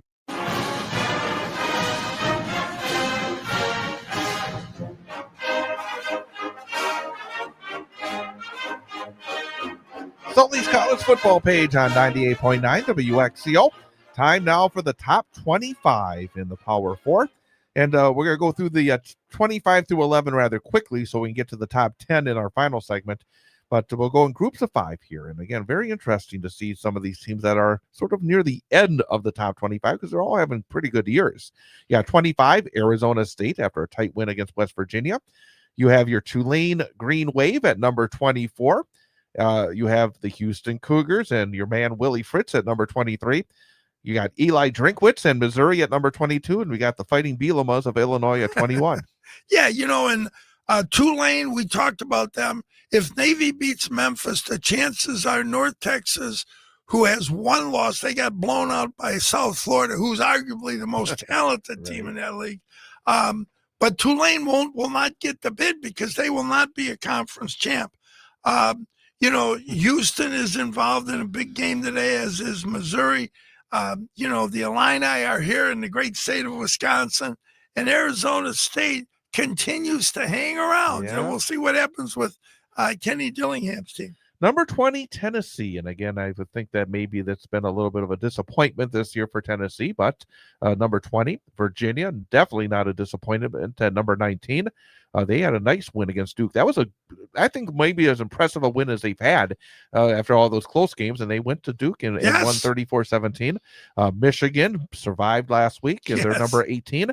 Texas, their hopes were dashed, I think, last week in that loss to a huge to Georgia. They're number 17, and Georgia Tech, they nearly saw their incredible fairy book season go down the drain. Bill O'Brien's BC almost beat them, but in the end, a big comeback, a double-digit comeback in the fourth quarter. Georgia Tech, number 16. Yeah, they won that game 36-34, which I think shocked everybody in the Western Hemisphere. That huge game today with Pitt, so that's a game I'm definitely going to tune into. Texas is a gone Goslin. I know people think that they can get in first A&M, and I don't think so. And I think, quite frankly, the SEC has hurt itself with that by speaking disparagingly of A&M's schedule, that they've avoided the big boys. Michigan's struggling, and they better get that fixed. Virginia shut me up. They went in and took care of business on Duke. And Tennessee, come on, boys. Let's finally beat finally beat Florida. Number 15, USC, after that come-from-behind win against Iowa. Vandy at number 14, still trying to fight their way into the playoff. You got Miami, and again, I may have said premature in talking about their disappointment, but they're still there at number 13. Utah, I think they're one of they're playing some of their best football of the season recently. They're number 12, and BYU number 11 after they maybe kind of shut you up with that win against TCU, and not just win, but a big win. I am never going to speak disparagingly about UVA or BYU anymore. You know, those Valvano used to say you never want to play teams that got a lot of acronym letters. Like, you know, they were playing Arkansas State at Little Rock, UALR. Yeah, it was Little Rock. Yeah. And I remember him, so it was pretty funny. Nonetheless, BYU, Kalani Sataki, great name, is doing really good work there. Utah, really good club. They played a great game, 3-point game on that not long ago, the Holy War. In Miami, you know, I know people from Notre Dame think they win out. I don't think so. I think if Miami gets in that so-called pod or whatever the committee's talking about, they have the same record and they beat Notre Dame, Miami will get in front of Notre Dame. So that is 25 through 11. We'll take one more timeout and then come back with the top 10 as we get closer and closer to the end of the regular season. Sully's college football page on 98.9 WXCO. Trap River Golf Course in Wausau is a unique 18-hole public course. The relaxed atmosphere and breathtaking Northwood scenery is sure to make your golfing day a satisfying experience. For membership information and tee times, call Trap River Golf Course at 715-675-3044. France Propane at 1153 Foundry Street in Schofield is a local family-owned complete service company serving central Wisconsin for over 2 generations. France Propane is a value-driven company whose goal every day is to provide excellent service, maintain the highest safety, reliability in customer care, and competitive pricing. France Propane, service first, safety always. Check out France Propane at francepropane.com. For over 30 years, Webco has worked with corporations, schools, organizations on their apparel and promotional needs. Webco can handle small quantities to orders in the thousands with a fast turnaround. Webco of Wausau, 1405 West Thomas Street. This holiday season, experience the magic of Tchaikovsky's Nutcracker, presented by Central Wisconsin School of Ballet at the Grand Theater in Wausau. Join Clara, the Nutcracker Prince, and the Sugar Plum Fairy for an unforgettable journey through the land of sweets. With dazzling costumes, stunning choreography, and a cast of talented dancers, it's a holiday tradition the whole family will cherish. Performances are December 6th at 1:30 and 7 p.m. and December 7th at 1 p.m. Tickets available now at the Grand Theater box office. Don't miss the wonder of the Nutcracker.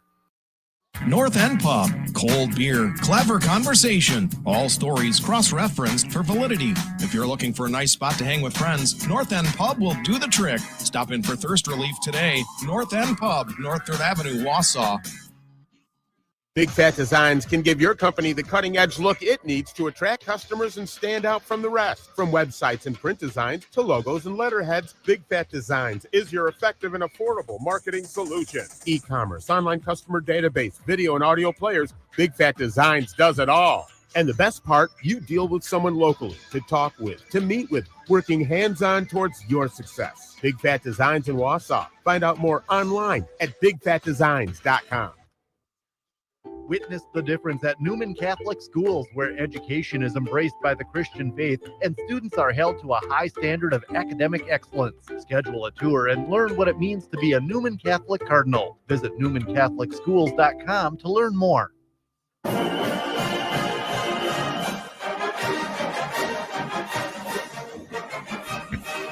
Sully's college football page on 98.9 WXCO. Final segment before we head to kickoff at 11 o'clock, and it is the top 10 in the college football playoff rankings. And you have Alabama at number 10, and they finally lost in the SEC last week to OU. Yes, and I have to say, Ted, these are the committee rankings. Yep. We would never have put Notre Dame in front of Alabama. I mean, you're talking about Alabama having wins over Ole Miss, over Vandy, over Georgia.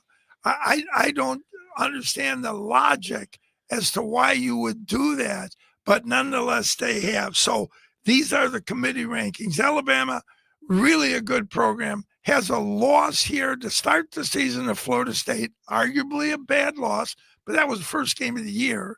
and then going through what they went through, really in good position and have a real shot at making the championship game. Number 9, Notre Dame. They've won 8 in a row, and they did take it to Pittsburgh on the road last week, 37-15.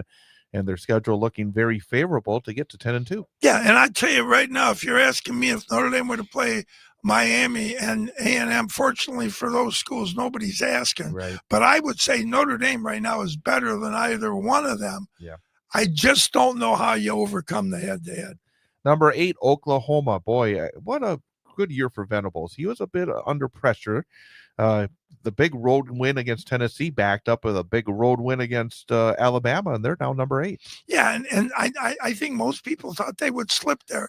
And how about Oklahoma doing it on defense? You know, for so many years, they were winning games 45-42. Now they go in and they are playing at such a high level defensively, while their offense, quite frankly, is struggling. You know, Johnny Mateer has got to have more consistency in his game. He's a talented kid, no question about it, but he needs to be a little more effective with the ball and take a little better care of it. Number 7 is Oregon, but of the teams that are battling here, they may have one of the tougher stretch runs here to get to the playoffs. Chad, I don't know. There's a harder one, really. You know, the way SC is playing right now, and those wideouts are such a threat. You know, Lemon and Lane, those guys can raise holy Hades with any secondary. And then, you know, they have got to be able to run the ball. That's their strength. And SC is playing better in the line. So today's game is beyond critical. Number 6, Ole Miss. They had to battle Florida last week. I don't know. Maybe Lane was thinking about coaching there. I'm not sure. But but now they have their big in-state rival, Mississippi State, next week. But the big story is that Kiffin is not shooting down any of these rumors about LSU and Florida, and feels like he has one foot out the door. Yeah, I got to tell you, I got Kiffin fatigue. You know, go or don't go. You know, every year it's this drama. I remember him, you know, getting run out of Oakland. Then I remember him being at Tennessee, great job, and he leaves there right during the recruiting, the portal window. He walks out. Then SC fires him on the tarmac, right. You know, so it can't keep up with him. The thing about Ole Miss is if you're a Bama fan, you have got the pom-poms going. You want them going down. Texas Tech, number 5, and well on their way to the playoff. Yeah, you know, this is the best team. We've said this many times in the Big 12. Some people think they can line up and that they are, in fact, the best team in Texas, better than A&M. Joey McGuire has done great work there. Georgia, number 4, that big win against Texas. Very impressive, 35-10. How about blowing them out? You know, I don't think anyone really saw that coming, and they just stepped right up and knocked Texas loose. Texas is out of the playoffs. And you want to talk about that 3-loss team? Chad, not with that kind of loss. Texas A&M, number 3. Again, yeah, incredible comeback. But how do you fall behind to South Carolina 30-3 at home and be the 3rd best team in the country? And people in the Southeast Conference will say that's how good the conference is, top to bottom. You know, the reality is it hurt them. Even the fact that they came back, yes. The way that game played out, it gives credence to who did you play in the SEC? Indiana, number 2. They have a bye this week after beating Wisconsin. Again, at Purdue, a team that hasn't won in the Big Ten.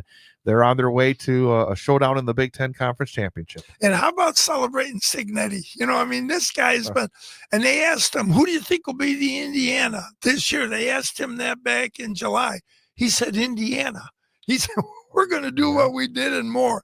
And he was 100% right. And number 1, Ohio State, still undefeated, and they got Rutgers, and then, of course, that Achilles heel, Michigan, to finish it up. Yeah, you know, they won that game like 16 of 17 or 15 of 16, and now all of a sudden, here comes Michigan 4 in a row, and the question is, on the horizon, there they sit.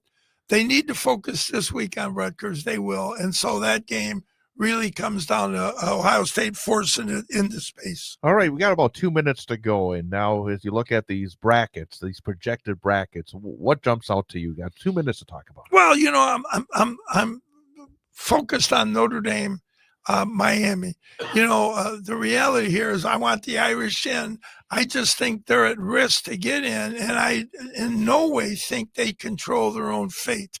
And I know a lot of the media are saying the committee is going to get them in because the committee wants Notre Dame in. We'll eat our hats if Notre Dame wins out or they're not in. Come on. Well, if you're going to go with 5 SEC teams, if you do the math, and if Oregon wins out, that's 3 Big Ten. Now you're at 8.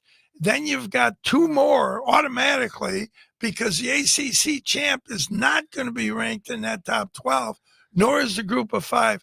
So now you're essentially down to 2 teams. Frankly, I don't care how good the SEC team is. I don't think any 5th place team should be in a 12-team playoff, but that's my opinion. I understand, and I'm just quoting what they're saying. They have a chance to make their case. They finish 5th in the conference.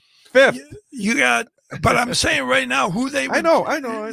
Oklahoma and Ole Miss, Georgia, A&M. Wonderful. All right, so if that doesn't happen, I'm good with that. There was an article saying maybe 6 teams from the SEC, and then I thought, why don't we just make 12 teams from the SEC and let them just play it out? And you got to look at the byline. Who wrote it? I know. And if